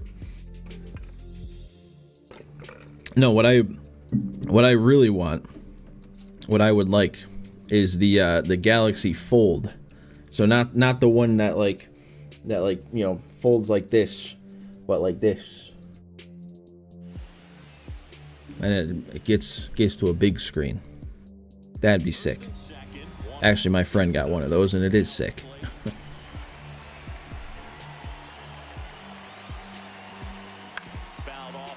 I kind of liked the Google one though.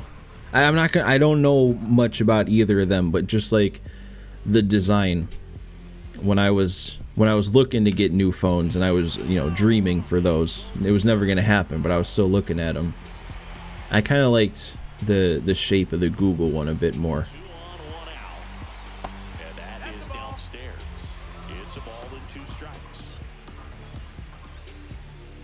The Motorola budgets are good. Yeah, I never even looked at those really. I mean, there was the reason I switched to Samsung, it was purely because I got some sort of like trade-in credit that I wouldn't have gotten if I stuck with an iPhone. So I think I had to get a Samsung. I don't think it could have just been like anything else. What am I most excited about the Sox this year? It's gotta be Murakami. Like that's gotta be the number one, is just to see what Munetaka Murakami is gonna do in a White Sox jersey. Like we're talking an actual big name that since the last WBC people were waiting to see come to the MLB, and he ends up on the White Sox. Nobody saw that coming. Like I might have seen that coming the most of anybody, and I didn't see it coming. Because I remember I looked into it, and his manager in Japan played for the White Sox back in like 04, 05. So I was like, oh, maybe he'll convince him. And then it actually happened. I couldn't believe it. But yeah, I am very excited to see what he does. I hope if he does good, he doesn't just get traded immediately. Like I don't want to see a 20 plus home run first half from Murakami and then they just ship him off to the Dodgers immediately. I want to see the White Sox open up the checkbook, pay him some money if he's good, keep him around long term. Like you've got a player people are excited about, bringing in a ton of fans. The White Sox fans that were established are excited. If he ends up being good, you're going to tell me you're going to rip him away from all that immediately? No, you can't do that. You'd have to pay him. You have to. You're totally right, though. Oh, great. Jerry would never do that. But Jerry's not going to be around for too much longer. I don't remember exactly what the whole agreement is, but there's like there's something going down where this dude, I think it's the brother of the Suns owner in the NBA, Justin Ishbia. He's like taking control slowly over the next like 5 years or something. I don't know how it works, but like in 5 years he's gonna be the owner and Jerry's done. So we'll spend some of Justin's money and not worry about Jerry's money. All right, Jeff, it was good to see you. Too bad you couldn't reclaim that number one spot before you left.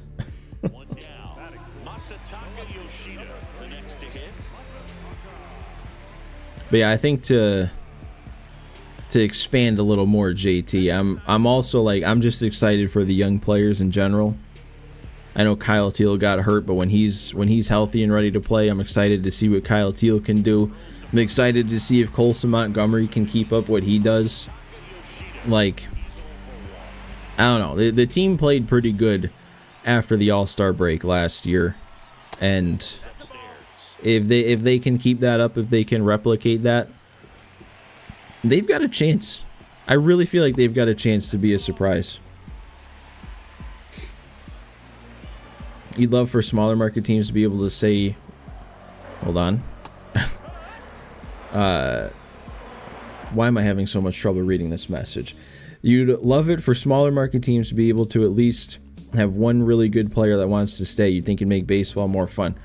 See, that's the thing too. The White Sox are not a small market team. They're in Chicago. Like, Chicago. That's the third biggest city in the country. This is not a small market. They have made themselves a small market team. They've put that label on themselves. It's a big market. I know it's shared with the Cubs, but it's still a big market.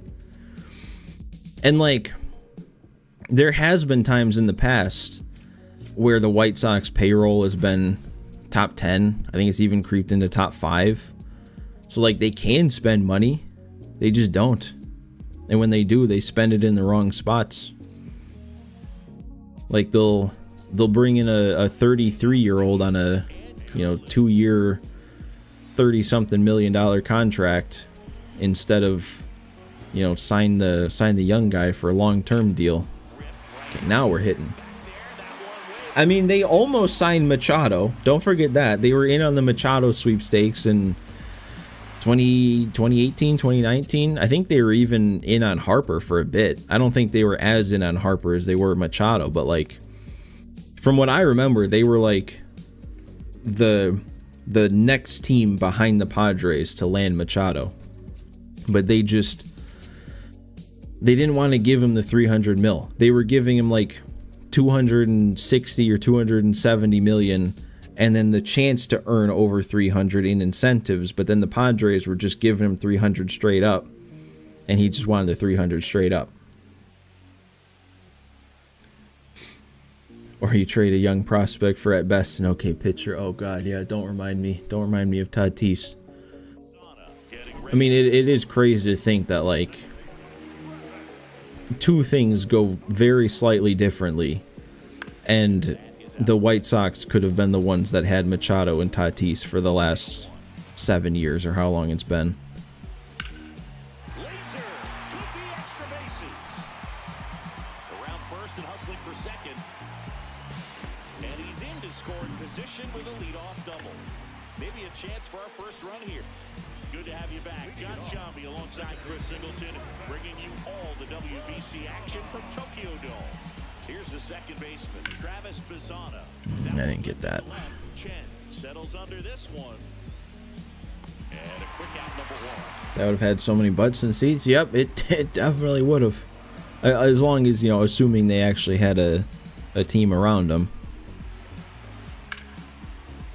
I don't know, it would have been so interesting to see how different things would have been.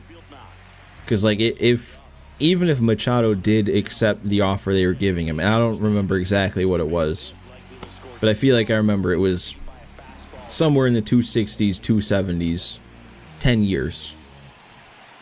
Imagine if he did accept that, and then that's, you don't have a world where the White Sox biggest contract they've ever given somebody is $75 million.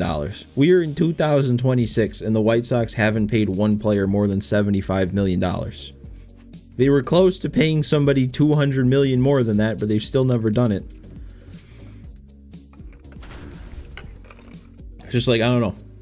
How different would things have been? Because they wouldn't have put in that offer if they didn't think they could have afforded it. But now, 7 years later, they don't think they can afford $200 million less than that to offer people. Runners in the corners here, one away. I don't know, I guess this season too could determine if they do start opening up the wallets a little bit. Like, if the young players pan out and you've got something to build around, I feel like that's the perfect opportunity to spend some money. If you have a core of Montgomery, Teal, Edgar Caro, I mean, they've got prospects too. You've seen Sam Antonacci in the World Baseball Classic for Team Italy. They've got this dude Caleb Bonnemer who seems really good. They've got the #1 overall pick, and if they pick Rock, apparently, like, Pipeline saying he's immediately going to be the #3 prospect in baseball once he gets drafted. Like, they've got a future that if it pans out, it's like, okay, now you can spend money while you're not paying the young guys a ton. You could be competitive. It'd be great. Don't get me wrong, you love Benny in Boston, but Machado's literally the super... Oh yeah, they're not on the same tier. I mean, they're definitely not getting paid on the same tier. I liked the Benintendi move when they initially signed him. I mean, he was coming off of I think back-to-back All-Star years. I think at least he was an All-Star the year before. He was always a good, solid player. Heading into 2023, I thought the White Sox were going to be competitive, and then they lose 100 games. Not a pitch location you're expecting up there as a hitter when you know the guy's got a good sinker ball. If he can get in that location, boy, you've got to look top to bottom, and that's going to make it very difficult to hit. The 1-2. Good job to fight that one off.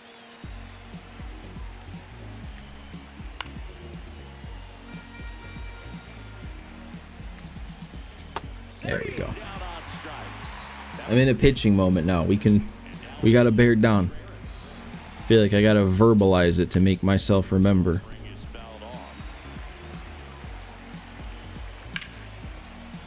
Okay, we're not bearing down on that. Can I give up hits? Yeah, I can. Just kept it simple. Played Pepper with the middle of the infield and took it back where it came from, and there's just no one there to knock it down. And a strike to Glaber. Next one misses, and that's ball 1. Swing and a miss as he was late. Why am I too fast on all these sliders? Keeps the at-bat going with a foul ball. Oh, now I picked the wrong pitch, and I'm forgetting to bear down. Swing and a ball. We're good. In the air. Makes the grab. Yeah, I mean, last night I couldn't remember. Now I can't remember. Here's Andres Jimenez. I never would have thought that would have been an issue when they were talking about this, but I guess I just motor through getting to the next pitch so fast every time that I don't even think to use the bear down. And then sometimes, like, I forget you have to do it before you pick the pitch. Like, I have to do it now. Sometimes I want to do it, and then I pick the pitch, and then it's like, oh yeah, now I can't do it.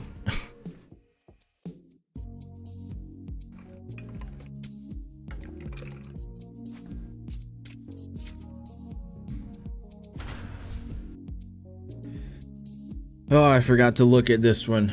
I think it was one hit. Did I see one hit, one run batted in or something?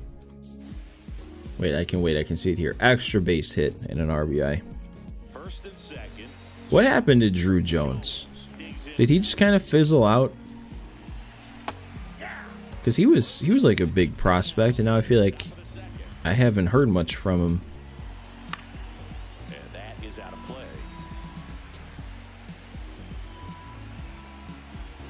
Field 2. In the dirt. I feel like I remember trading for him at some point in my Nationals March to October a couple years ago. That's how I knew he was a legit prospect. Catcher gets a piece. The throw to third. He's in there.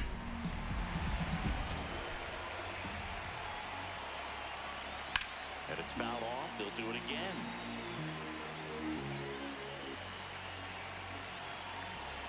Two on, 2 outs. Out to short. Well, that's not an extra base hit. That isn't. Oh, no, it isn't. Oh, wait, we only had one plate appearance anyway. All right. You're not sure. You know, you had a home run in the WBC, but you haven't really kept up on prospects like you should. Yeah, I mean, I really only keep up with White Sox prospects. I just remember, like, he was getting 99 overall future star cards, and like I said, I remember in the Nationals franchise I traded for him, and he had that top prospect symbol next to him. Oh, he's going. I wonder if it's still... I feel like there was always some bug when you're playing moments, player locked. If he got hosed at home right there, it wouldn't have counted it as an extra base hit. I mean, that I feel like sometimes that's happened in the past.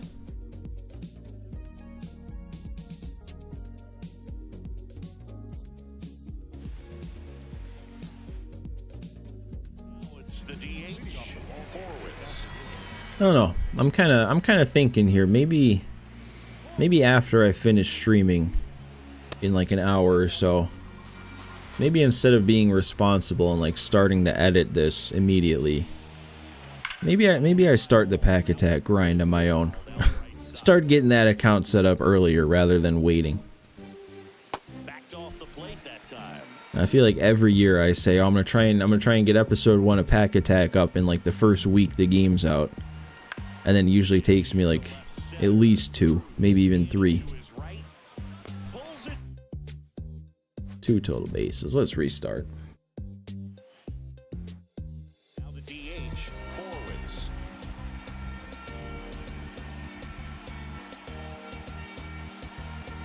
And that is out of play.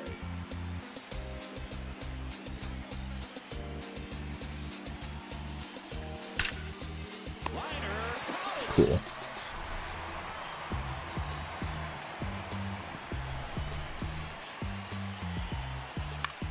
Popped in the air. Left field.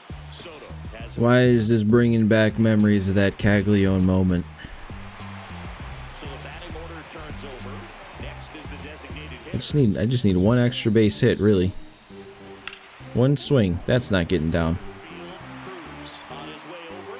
Pulls it down and he makes the Kind of reminds you of the catcher Francisco Mejia. He had a 99 Future Stars card in 21 or 22, and he didn't live up to the hype. Yep, I remember that. And then I remember it was my MLB 24 White Sox March to October that I played out for like 5 or 6 seasons. There were points in time where Francisco Mejia was like, he was like a stud for me in that. Just because of how March to October was working at that point, and like just you not having control of things. There was like 2 or 3 seasons where for the first half of the year, he was the only catcher on the roster. So he was catching 9 innings a day at least every day. And he was putting up numbers while he was doing it too. Oh, come on. Tatis, calm down out there. Now here is Spencer Horwitz. He's 0 for 1.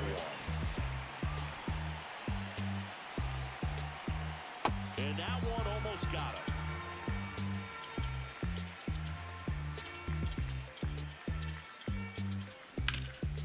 Bounce to Santana.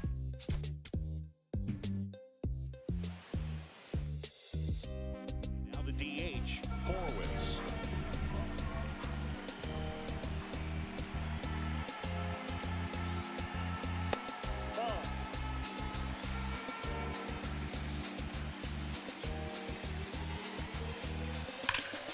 This one ripped, but foul to the right.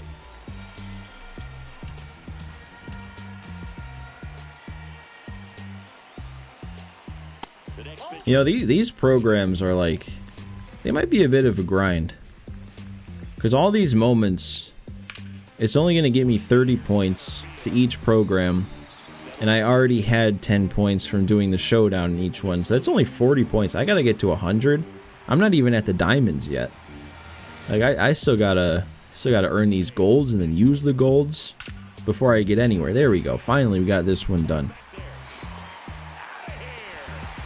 Remember those videos always made you think, why don't they bring up a backup at least? Yeah, that was what March to October was starting to become. That's why I said it was getting kind of obvious that they weren't gonna keep it going. Especially last year when like they disconnected it from Team Affinity but they didn't completely take it off of being connected to Diamond Dynasty, and they just gave it like a meaningless program, and you could earn like 20 packs. To me, that was the nail right there. It was like, all right, if they're doing that and they're not like actually changing the mode, I don't think it's lasting much longer. Then it was done then. It didn't even last another year after that. On the ground to the left. Can't glove it cleanly. Safe at first. No play. We'll see how they score this. Okay, they called that a hit somehow. Ezekiel Tovar, 1 for 2.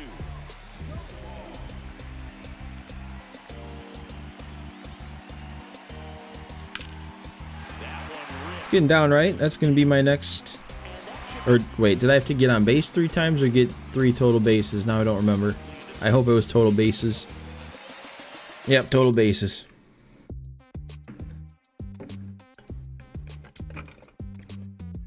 Now, let me spend 3 hours to get 20 pack. Yeah, dude, these moments, they're dragging. Although, those, that other Team Affinity program thing for the #1 fan icon, there's a lot of packs in there. I mean, I went through and counted, and now I don't remember, but it was over 50. And I know that takes a while, like you need a lot of stats to finish that, but that's also 30 teams that you're accumulating stats with whenever you play the game. So there's a lot of packs in there.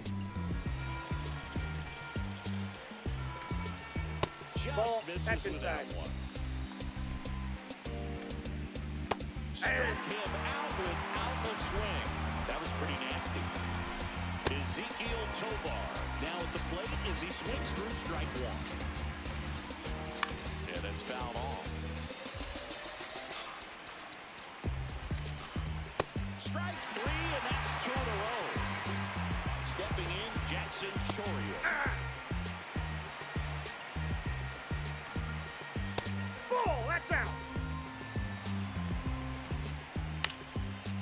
Okay, watch this. I'm gonna remember to bear down on a curve. And he took it. Have you seen they put a cap on how many cards you can own at once? Yeah, that's a weird one. I'm curious, like, if you already have 20 of a card and then you pull them, like, can you pull more than 20? Because, like, what if you game the system? You know, what if there's some way that the game is coded where it's like, if you already have 20 of some guy, they take him out of the pack pool because you're not allowed to have more than 20.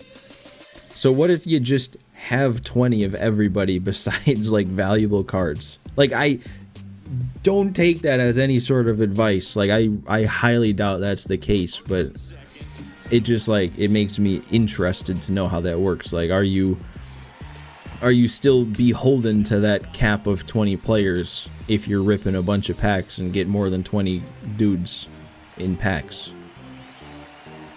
And that one gets past the catcher. But yeah, I don't know.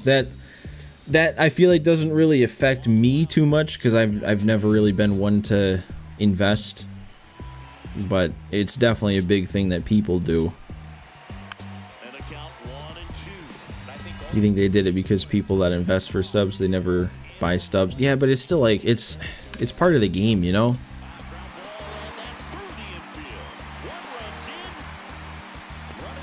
Like, it's been established as being part of the game ever since I can remember playing Diamond Dynasty even.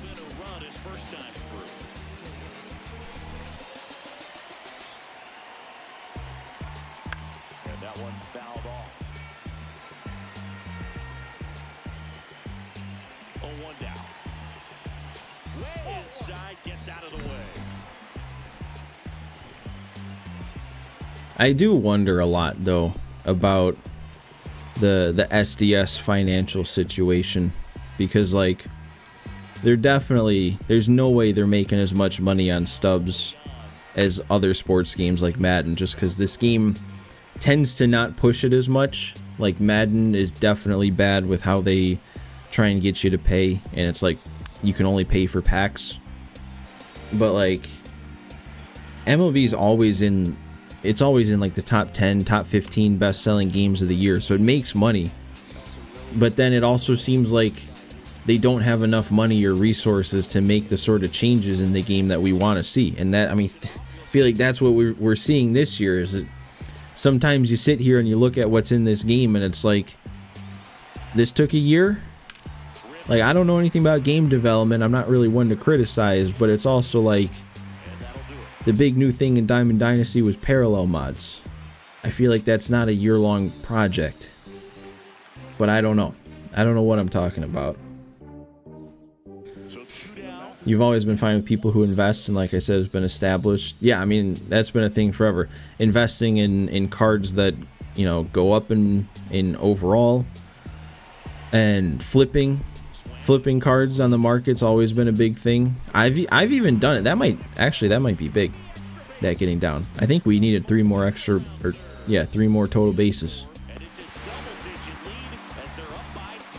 Yeah, that's kind of what I was getting to, JT, is I wonder if, like, the money that MLB The Show makes, instead of going to SDS, it goes to Sony, and then Sony, you know, dishes out the money. They, like, create their budget or whatever. So maybe, let's just say, for you know, hypothetical sake, MLB The Show every year is bringing in $200 million in profit, which I don't know if that's anywhere near accurate, but let's say $200 million in profit.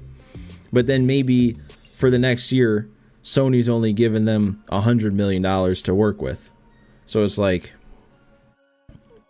MLB The Show is funding other Sony games, if that was the case.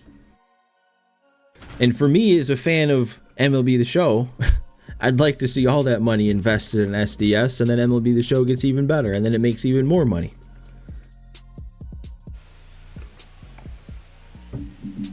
And then it also, like, I'm not super up on all the video game news, like business wise and stuff like that, but I keep hearing that Sony's closing down all these studios and stuff, and I doubt they would ever close down SDS, because it really does seem like their only successful live service. Well, I guess that Helldivers has been good for a while, but I mean, MLB The Show is like consistent live service game for them. It seems like they wouldn't get rid of it, but they're getting rid of a lot of things.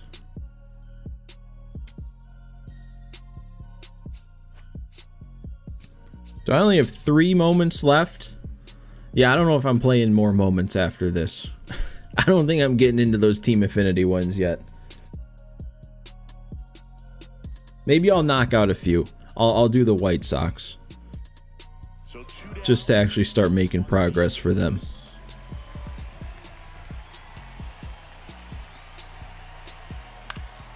And a pop-up, right side, foul territory. And that will end the inning. Yeah, I feel like it always feels like less than it turns out to be, if that makes any sense. Like, I would think knocking out 40 moments, you know, that won't take too much more than an hour, and now it's like 2 hours.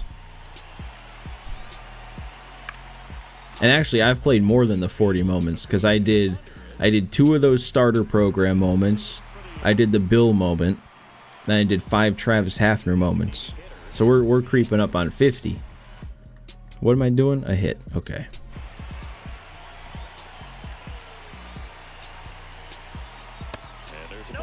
It's a tough pitch, but in terms of the best pitch you're going to get to hit in the at-bat, that fastball was down enough where you're going to catch up to one. There's my hit.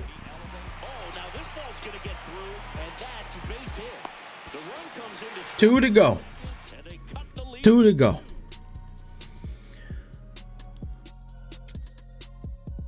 Also, I'm making progress in this XP reward path too. We might have some packs to open. I already had some sitting in the inventory that I forgot to open at the end of last stream.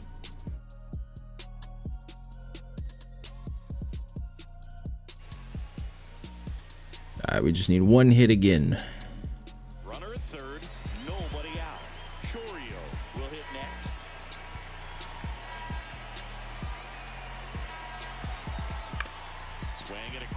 That should be a hit, right? Yep. That'll do it. One more now. As he reaches first, and on the play, a run will come in to score. All right, last thing we got to do, an extra base hit for Didi Gregorius. I'll be honest, I forgot about that. I forgot that Didi was a thing, and I've really liked Didi cards in the past. But if I'm going for Alexei or Ramirez, I don't know if I've got room for both. Or no, he's a third baseman. I do have Bregman though. Bregman was an 88 that I earned from the World Baseball Classic mini season.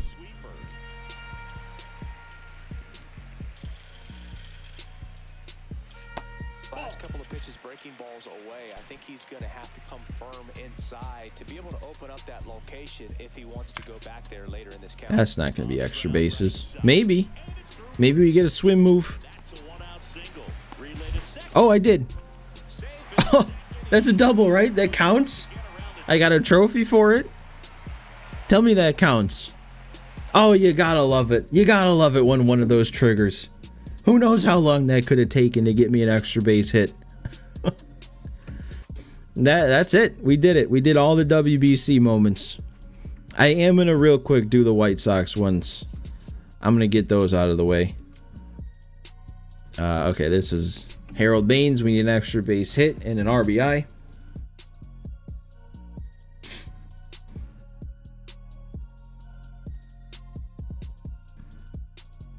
I mean, man, this is another thing I talked about plenty last stream, but I just need more White Sox legends in the game. From the 2005 team. Or just from the 2000s and early 2010s in general even. I mean, getting Alexei back is fun, but he's also, like, not technically part of the White Sox inventory with how those WBC cards work. You always switch out who you're playing with. You go from an 88 to a 70 just because you like using so many different cards. I think I aspire to be like that. But sometimes when I'm just trying to get up the leaderboard and ranked, I'll end up sticking with the same cards for a while, especially if I'm good with them. Like it's really tough for me to take out a card I'm good with. That is something I'm hoping to do though. If I continue to stay consistent with these streams, I'm not just going to be grinding out content, but, or like when I say content, I mean like, you know, programs and stuff. I want to be playing a lot of ranked this year, and I feel like I say that every year. But I want to do a lot of ranked on stream. I want to make a push up the leaderboards this year.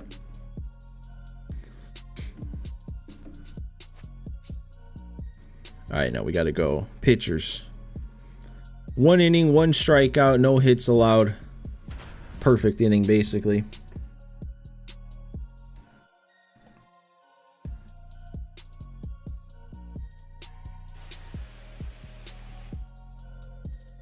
So the go-ahead run in scoring position. You know, I'm also going to have to remember now that it just came to mind, but I didn't look at the regular mini season to see if there's any rewards in that.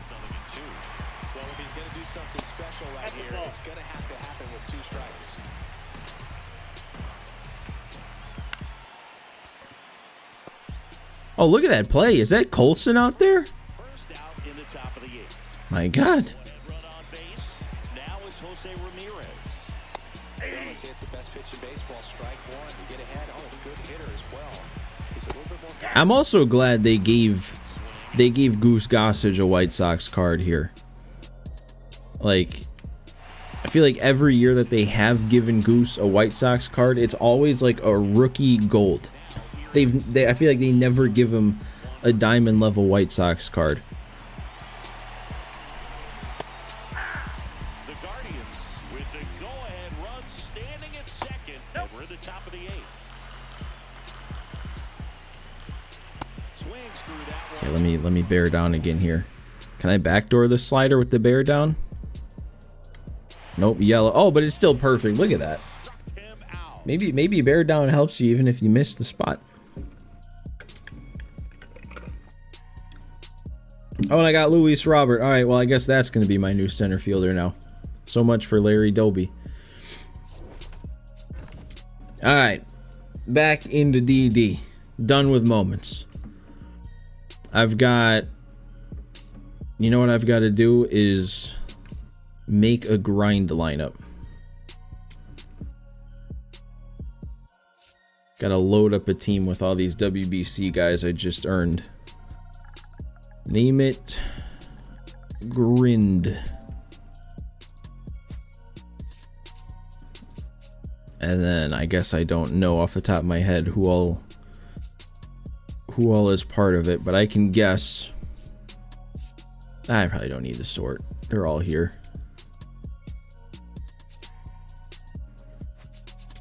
Yep, he must be one.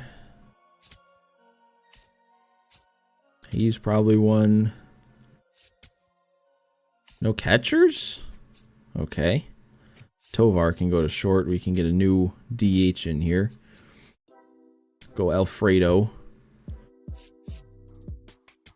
And nobody who can play center. Jung-Hoo Lee can play center. Oh, there we go. Blake Perkins. He was already on the bench. So we do have a full team of these guys that we can grind out some stats with. Really? Seth Lugo's the only pitcher I would have unlocked in all that? I think I still need an inning with this Duque guy. But no other relievers or starters. Alright, well.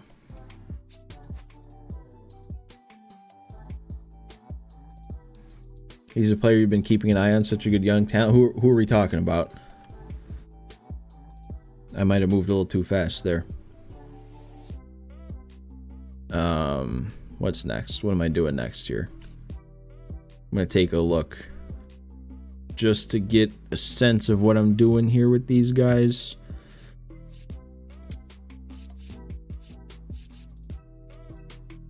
Alright, they all just need some sort of hits, getting on base, stuff like that. Okay, and then this stuff will go over time. How many more points do we need? We're at 44. These will give me 15. So that's 59. Getting those three, there'll be another 12. So that's 71. That'd still be kind of a long way to go after that. Oh, Colson Montgomery. Yeah, dude. He had me worried for a long time because he had a kind of really bad year in AAA, and then he came back to start last year and was doing even worse in AAA, and then they didn't even just send him down, they completely removed him out of games and sent him to the spring training facility to just work on his swing, and then he just kind of came back and he was good, and then he was even better once he got to the MLB.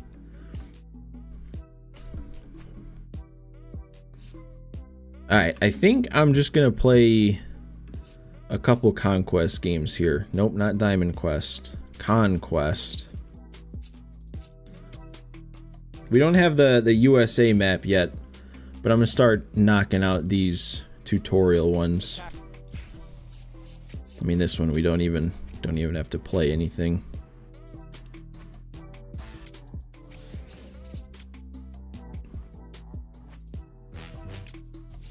I know how to play Conquest. Believe me.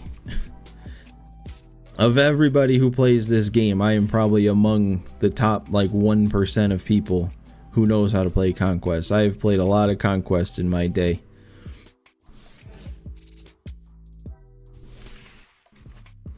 And then I almost forgot to move right after I was saying that.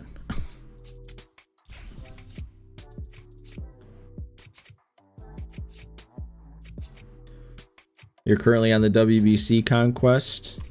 That had some repeatable stuff, right? That actually seemed a little worthwhile. Now I'm curious. Okay, no, never mind. It was just for that gold pack. That's not really crazy. Although I think I saw when I was looking at the White Sox inventory that Sir Anthony Dominguez, who's in that pack, was going for 4,000 stubs, which that's not bad. I mean, maybe not good enough to play, what is it, 10 Conquest games over and over just for that.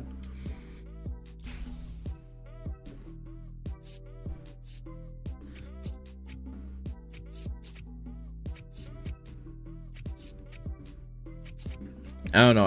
I know Diamond Quest was a good way to make stubs last year, but I'm really kind of thinking that WBC mini season might be up there this year. I do have to steal fans, don't I? Steal 1 million fans. We just got to play on rookie. All right. So you know what we'll probably do then? We'll probably, because this will be 2 games, because we got to steal fans and then beat the stronghold. We'll probably just beat this little tutorial conquest and then call it a day.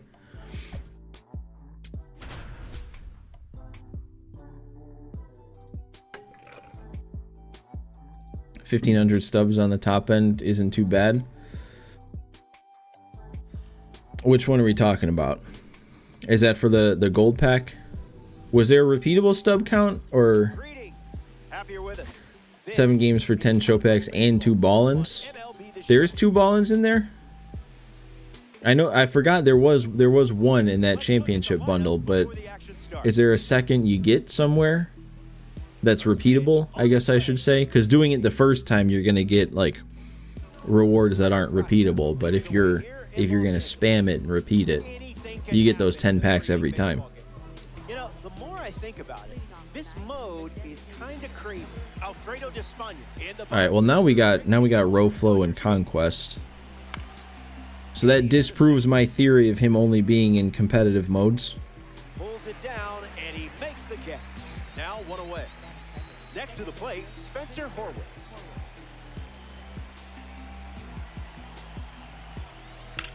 In the air to right. Okay, I guess I'm just swinging and not making good enough contact. Now at the plate, Kangkwan Galigala.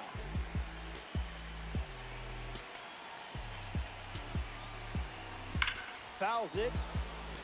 Dreamer, 2 down, nobody on. So where'd you get that 1,500 stub thing from then? Swung on and lifted to right. Tucker camps under it. He's got it. I'm just thinking, is there a repeatable stub reward, or are you just kind of like estimating 1,500 stub value? Because it's probably more. It's probably a lot more for 10 packs. Plain and simple. So be confident. Pajas stands in now and watches strike 1. Looks like me swinging. The 1,500 subs for golds was the repeatable. Okay, gotcha. I mean, it did look like they were going for a little bit more than that, but that, I mean, I didn't look at it too in depth, so maybe I saw something wrong. But even then, even if they were going for like 4,000 stubs, I still probably don't think that's as good of a value. Like, maybe if you're not pulling anything out of 10 packs in a ball-in, it'd be better to like get a gold pack. But, you know, if you're spamming it, you're giving yourself the chance to pull something really good out of a show pack. Especially early on in the game like this, getting show packs in the inventory is like, it's big. Because every show pack is a lottery ticket that could get you a Shohei or a Judge. Now, I'm not saying buy show packs, because you don't want to spend your stubs that way. If you're spending stubs, just spend them on the player. You know, save them up, spend them on the player. But earning packs is huge. Steps in to face Tyler Glass now.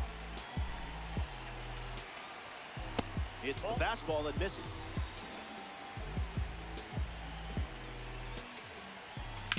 There we are. Nope, that's going to go foul, isn't it? Mm-hmm. You were able to get Buxton from one of your show packs earlier. See what I mean? Tight matchup here in DD.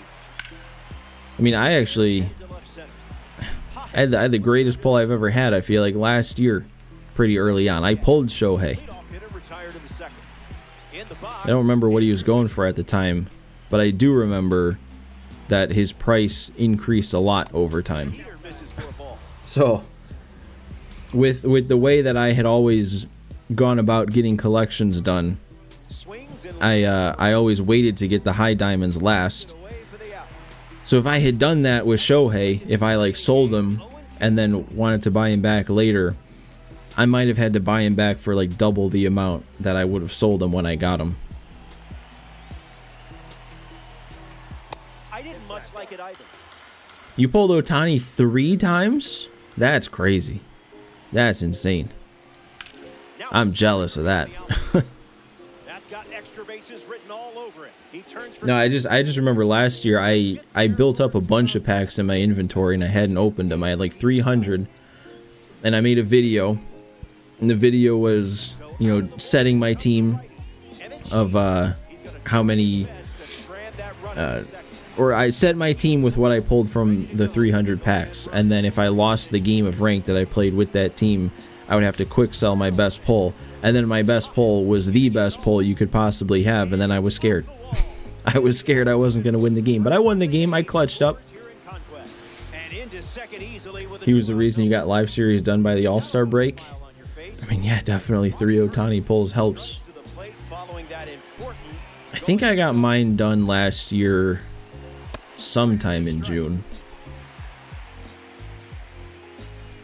I mean, I made a video when I unlocked Beltron, so whenever that video came out was about the time I got him. At second with 2 down. That's hard hit on the line. Now we're hitting. The run comes in from second, and they take a 2-run lead. Jung-Hoo Lee next to hit after the RBI single. Smashes one team. That one hops the wall. Can that be 3? I'm gonna push this for a triple. The run scores all the Oh, come on. the tag, and We gotta get those triples for the My Legacy program for that suit uniform. I didn't get that last year. Kyle Tucker bats They were even talking about how they lowered the requirement this year for triples because so many people didn't get enough triples last year. And what they lowered the requirement to, I think, was 150, and it was 309 last year. But I didn't even get up to 150 last year. I feel like I remember I was just over 100.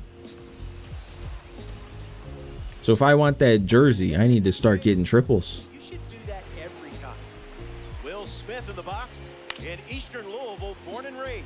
The fields of Kentucky are where he spent most of his days. Someone get him a compass. Another one, and that's 5 straight strikeouts. Max Muncy is next to hit. This hitter eats mistakes. That catcher just dropped the ball. Breakfast, lunch, and dinner. Will Muncy bring the funk? Did you feel that breeze? If you were lucky, you think you got 90 triples. I mean, they're tough to come across naturally. It's definitely something you could grind for if you, you know, just played against the CPU on rookie at, I mean, Polo Grounds. But I wasn't doing that. I wasn't about to do that for a jersey.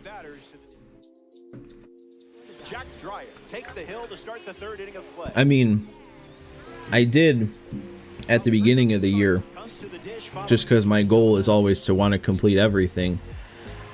I wanted to get all those My Legacy programs done, but it became pretty apparent I wasn't going to be even close to the innings pitched, because there's really no way around doing innings pitched. And I play this game a lot, and I don't even know if I got halfway to the innings pitched. It was ridiculous. It was like 7,000 innings. Comes to the plate now following the solo home run. Came up empty first time up, 0 for 1. In the air, headed to center. Pajes camping Unless you maybe played at Polo Grounds all the time. Yeah, that's kind of what I was saying. I feel like if you did load up your team with some dudes who had some speed, or even, you probably don't even need a ton of speed if it's Polo Grounds.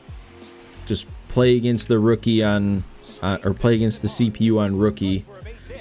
You probably could rack up a decent amount of triples if you're just hitting the gap. Or like there's that one minor league park that's like 370 down the lines, I think, and 450 to center. That could be a decent triples park. brings it in, and there's 2 down. You know, I don't know why that just sparked my memory and why I got it wrong last stream. I didn't play at home. I didn't play at the stadium I selected for my ranked game last stream, but I picked the wrong stadium. I said near the end of last year I was starting to like playing at this stadium, so that was the one I meant to pick, and then I picked the wrong one. I think it was Barnes Canyon that I was liking, and I picked like Statesman's Park. I don't know why I'm bringing that up now. It doesn't matter. But I gotta remember now. Barnes Canyon. That was the one I was starting to enjoy. It was kind of like, Lead by 4. what's the other one people play at? Laughing Mountain. It was kind of like that, whereas the deep center, kind of like the gaps kind of went to a point. Job left. What do I need? I need an inning with this guy. Finish there. The Dreamers dip into their bullpen and hand the ball to Duque Heber. Hernandez in the box now and takes strike 1. That won't hurt the ego, huh? Strike 3 and only 2 outs to go. I think I just needed an inning with this guy for his mission. It was the only one of the 80 overalls I didn't get done last stream. Follows the high heat with something off speed. I see, just playing with your food now. That's a strikeout, and now just 1 out away from a win. Down to the last out here in Los Angeles. Rojas in the box now, no balls and a strike. That was nasty. I guess I should bear down here for the final strike. 1 strike away from a victory in Got him. Strike 3, ball game. Super tough game there on rookie difficulty. Any team affinity besides the Sox I'm eyeballing? I mean, like, I'm gonna do them all. It's just a matter of when. But after I finish like the WBC programs and stuff, that'll probably be the next focus when I'm program grinding, is just getting through team affinities. So that's probably something I'll look into off stream at some point, just kind of mentally ranking which ones I'd want to go after. But it doesn't seem like it takes a ton to get like a program done. Like, it definitely is going to take a while to get all 30 of them done, but like to focus on one and get through it, it doesn't seem like it would take a crazy long amount of time. Like, it seems really doable is what I'm saying.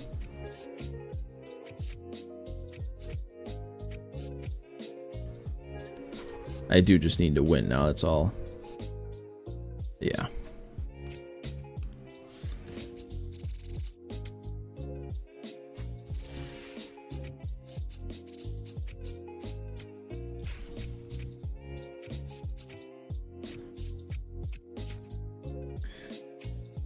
That's still one thing you'd love them to implement in this game, allow us to see your missions with the cards while in game. Yeah, and like, I think when they... Oh, no, there was a game where they sort of did that, but it didn't go all the way. Like, I feel like it was whatever game it was that had daily missions, and it was like you earned XP or program stars or whatever it was. And it was just like a couple of little missions that would refresh every day, like get 5 hits sort of thing. And I think those tracked in game, but that was like it. And it'd be so much easier if the actual card progress tracked. It's so tough to keep track of that. Back out, check where somebody's at, go back in. And I mean, like, I completely forgot to do that here. I would doubt that I finished anything I needed to do in one game with those guys, but maybe. This is a great time to expose it. Despaigne up to bat next. Oh, you just finished the moments? Few gems in there. Few gems in terms of moments or in terms of players that you're going after? Because I had some trouble with the one moment in the WBC moments that I didn't need to. It was Jack Caglione. All I needed to do was get 2 hits, and I couldn't get any hits with the guy. It was ridiculous. Next to the plate, Spencer Horwitz.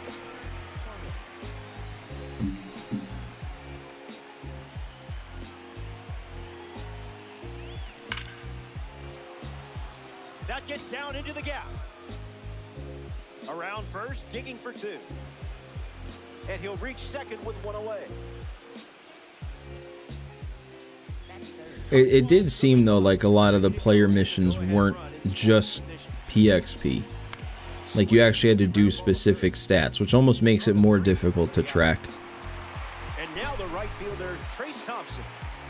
Like, if it was just get 200 PXP with all these players, it was relatively easy to keep track of that in your mind because you kind of had an idea of what it took how many games it took to get somebody to 200 parallel XP. And then, you know, now if it's like 3 extra base hits with somebody, 2 homers with the other guy, kind of tough to keep track of that. And there's a hit. Thompson rounds third, headed for the plate. Players O'Day and Goose have 5 pitches now. Jack gave you about 10 minutes of trouble. Yeah, that I don't know what it was about that one. But yeah, I mean, Goose I'm definitely going after because he's a White Sox. It probably would be smart to go after relief pitching. I mean, it's always nice to make sure you get a bullpen you can count on early on. Starts fastball.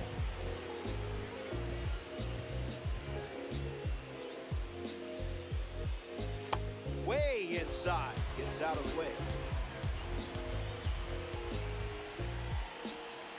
Strike 2, and he might try that pitch one more time.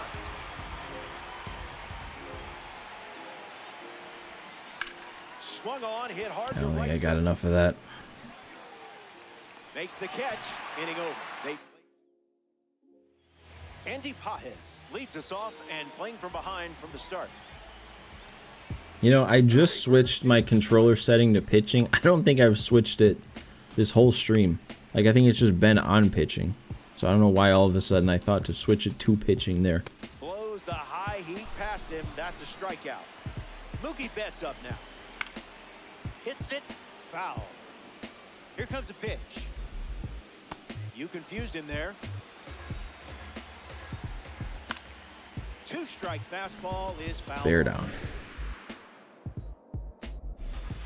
Strike 3, and that's cool. 2 strikeouts in a row. I think I used that online once. At least once. In the game, the ranked game I played. It's going to be interesting to me how valuable bear down becomes when you're playing on like Hall of Fame. Because it doesn't get rid of the par, it just makes the par a little bit smaller. But when you're playing on Hall of Fame, that par region is a little big on some guys.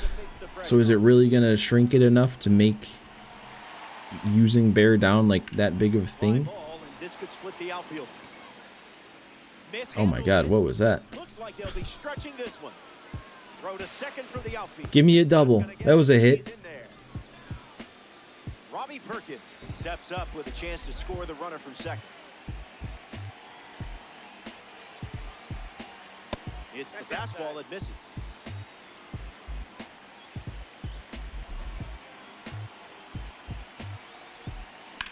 Now a screamer into the outfield. All right. And no one can run it down. More runs.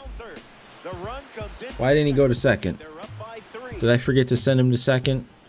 I really hope he's not somebody who needs extra base hits, and I just forfeited an opportunity to get extra base hits. Found the barrel. It falls, and suddenly there's a getting some perfect swings with Jung-Hoo Lee. I think he's actually going to get a triple this time. We just get thrown out at home instead. That was a triple, though. Alfredo Despaigne in the box with a runner at third. 0 for 1, looking for a hit here.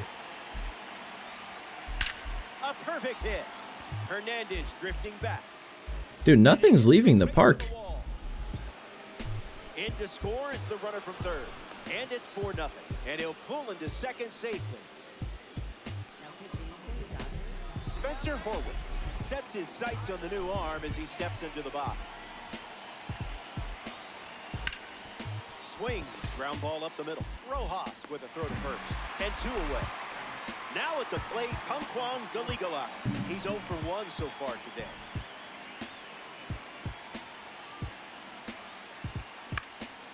Swings and lifts one. Get down? Makes the grab, and that'll end the inning. And I switched to pitching again. Top shelf talent here. It's a dive. Made him look a little foolish there. Changeup misses for a ball. Kyle Tucker on the Dodgers. What are we going to do about him? Check swing appeal, and they rule it a ball. And the righty sets, kicks, fires. And down goes the leadoff man. Will Smith digs in for the Dodgers. Is anybody nobody's gonna know what I'm talking about here. There was like a picture, just a random picture that went viral, I feel like on Twitter like a couple weeks ago, and it was like an optical illusion type thing. It was like a close-up picture of somebody with their hands in their pockets, or one hand in their pocket, and for some reason it looked like somebody with a really long and like hairy neck, like a neck beard type thing. That picture just reminded me of Kyle Tucker.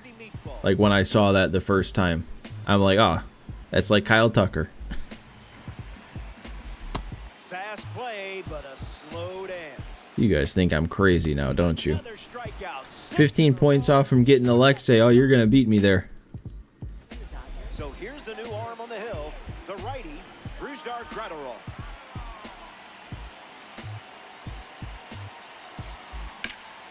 Swings and lifts one to right. Tucker trying to get to it, brings it in.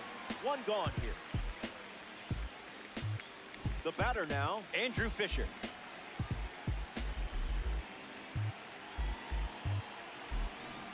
No thanks.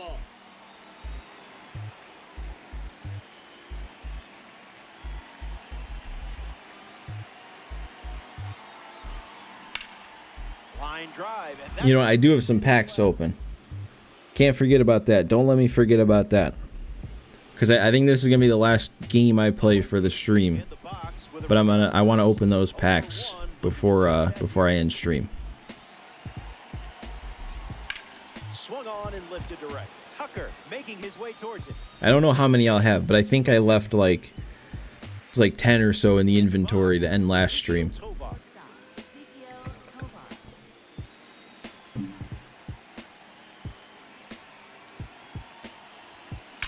A perfect smash. That's not gonna go either, is it? Sprinting towards it. Why am I not hitting home runs? Fisher coming home. The relay to the plate. And he scores. And the lead is up to 5.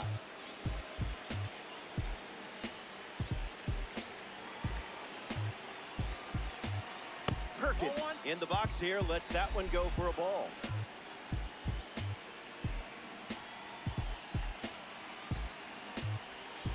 Gets Wood on.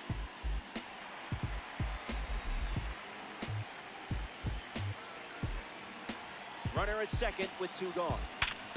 Hit hard. I'm racking up perfect swings in this one. I'm just not getting any lift on it. I'm gonna get hosed here, aren't I? Nope, we're good. I'm aggressive with the sends. Another triple for Jung-Hoo Lee here. How about it?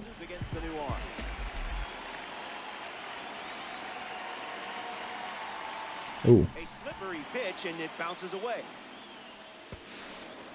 And the runner moves up on the miscue. The Dodgers have allowed a pair of runs to score this frame. Nope, no triple this time. Well, probably. Probably not. Makes the grab, and that's the inning. Final inning. Alright, give me... I don't think I need to use Duque anymore. Just use Abner. And we're back. It comes down to these swings. Might have my now and later packs. Yours came in today. Yeah. No, you're right. I did. I definitely heard they weren't supposed to show up until the main release. I mean, that'd be kind of cool, though. It'd be kind of cool if they showed up a little early. Misses the plate for a ball. It's another thing that's going to help me get my Pack Attack account going, too. And only 2 outs to go. Between those and the Twitch drop packs, I'm going to have like... should have like 40 plus packs to just rip and sell everything for stubs. That's a strikeout, and now just 1 out away from a win. Down to the last out here in Los Angeles. I guess I'm just sitting here assuming that everybody knows what Pack Attack is or watches it. But it's a series I make every year based on what cards I pull, and then I use those cards in the game of Diamond Dynasty to get better cards. And there's my first conquest done.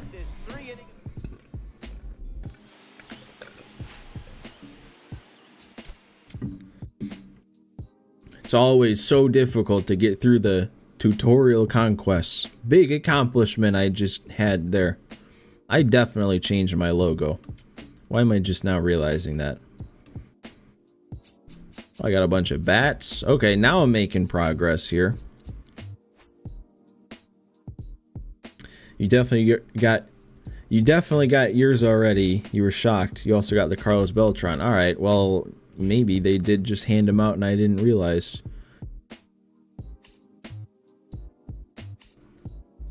Wait, that's not where I go. It's down now. Actually, though, see, no, I did change my logo. So why was it still the other one? Nope, not Marketplace. It's still still getting used to these menus. Oh yeah, look at this. I did. I should have more than that, though, I thought.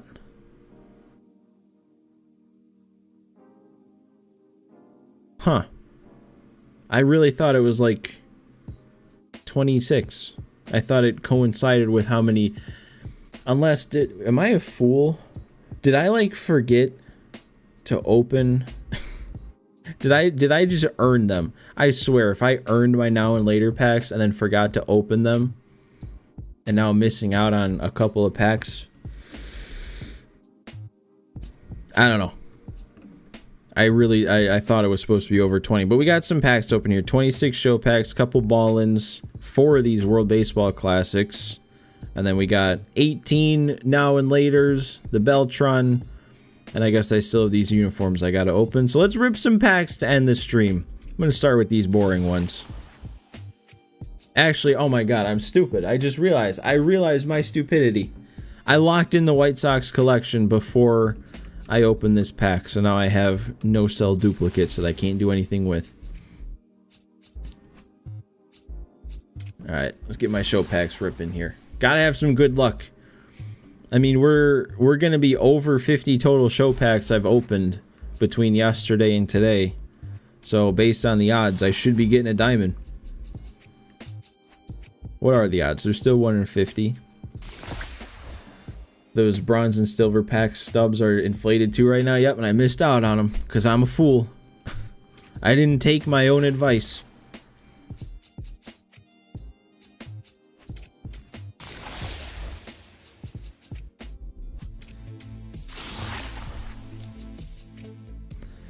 Yeah, I definitely also want to get into the habit of selling these guys. I don't want to do that right now. I don't want to sit through selling everybody as I open them, and I don't want you guys to sit through everything as I'm opening them. But eventually, like this Jackson Merrill right here, I'm not going for the Padres collection anytime soon, probably. So like I could put him on the market for 1,339 stubs. Look at that. That makes sense. Actually, I should be down there when I'm opening packs.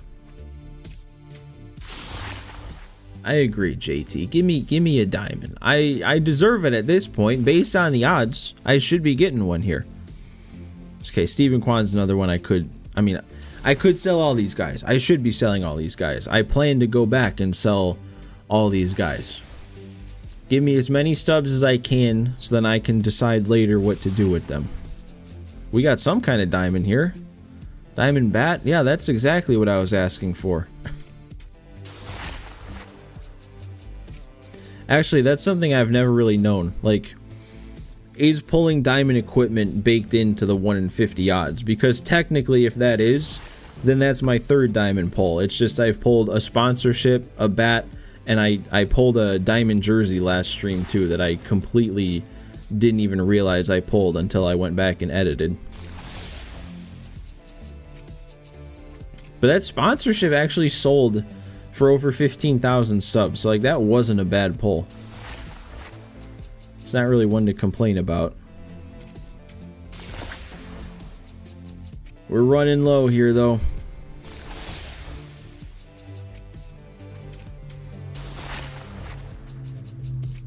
Anything? Hit me with something at the end? One more? Where's my luck? One more gold. Alright. Well, let's go for the now and laters then. These are essentially just more show packs. I don't think there's anything different. Actually, I should check. Yep, the odds are the same.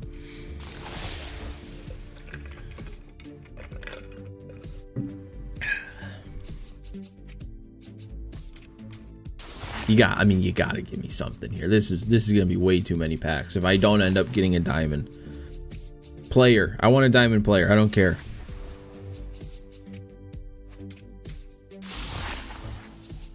Maybe they're just being saved for the ball-in packs. I did pull a diamond out of one of my ball-in packs. Bregman, I'm sure he sells for something.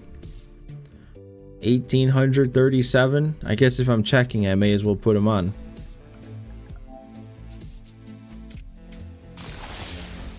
He already went through. Look at that.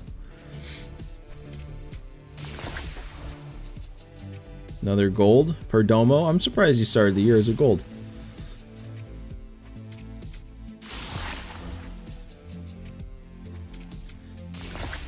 Boy. Nothing. Another Teoscar. So either the diamonds are saved for the ball-in packs or they're saved for pack attack. I wouldn't be upset with that.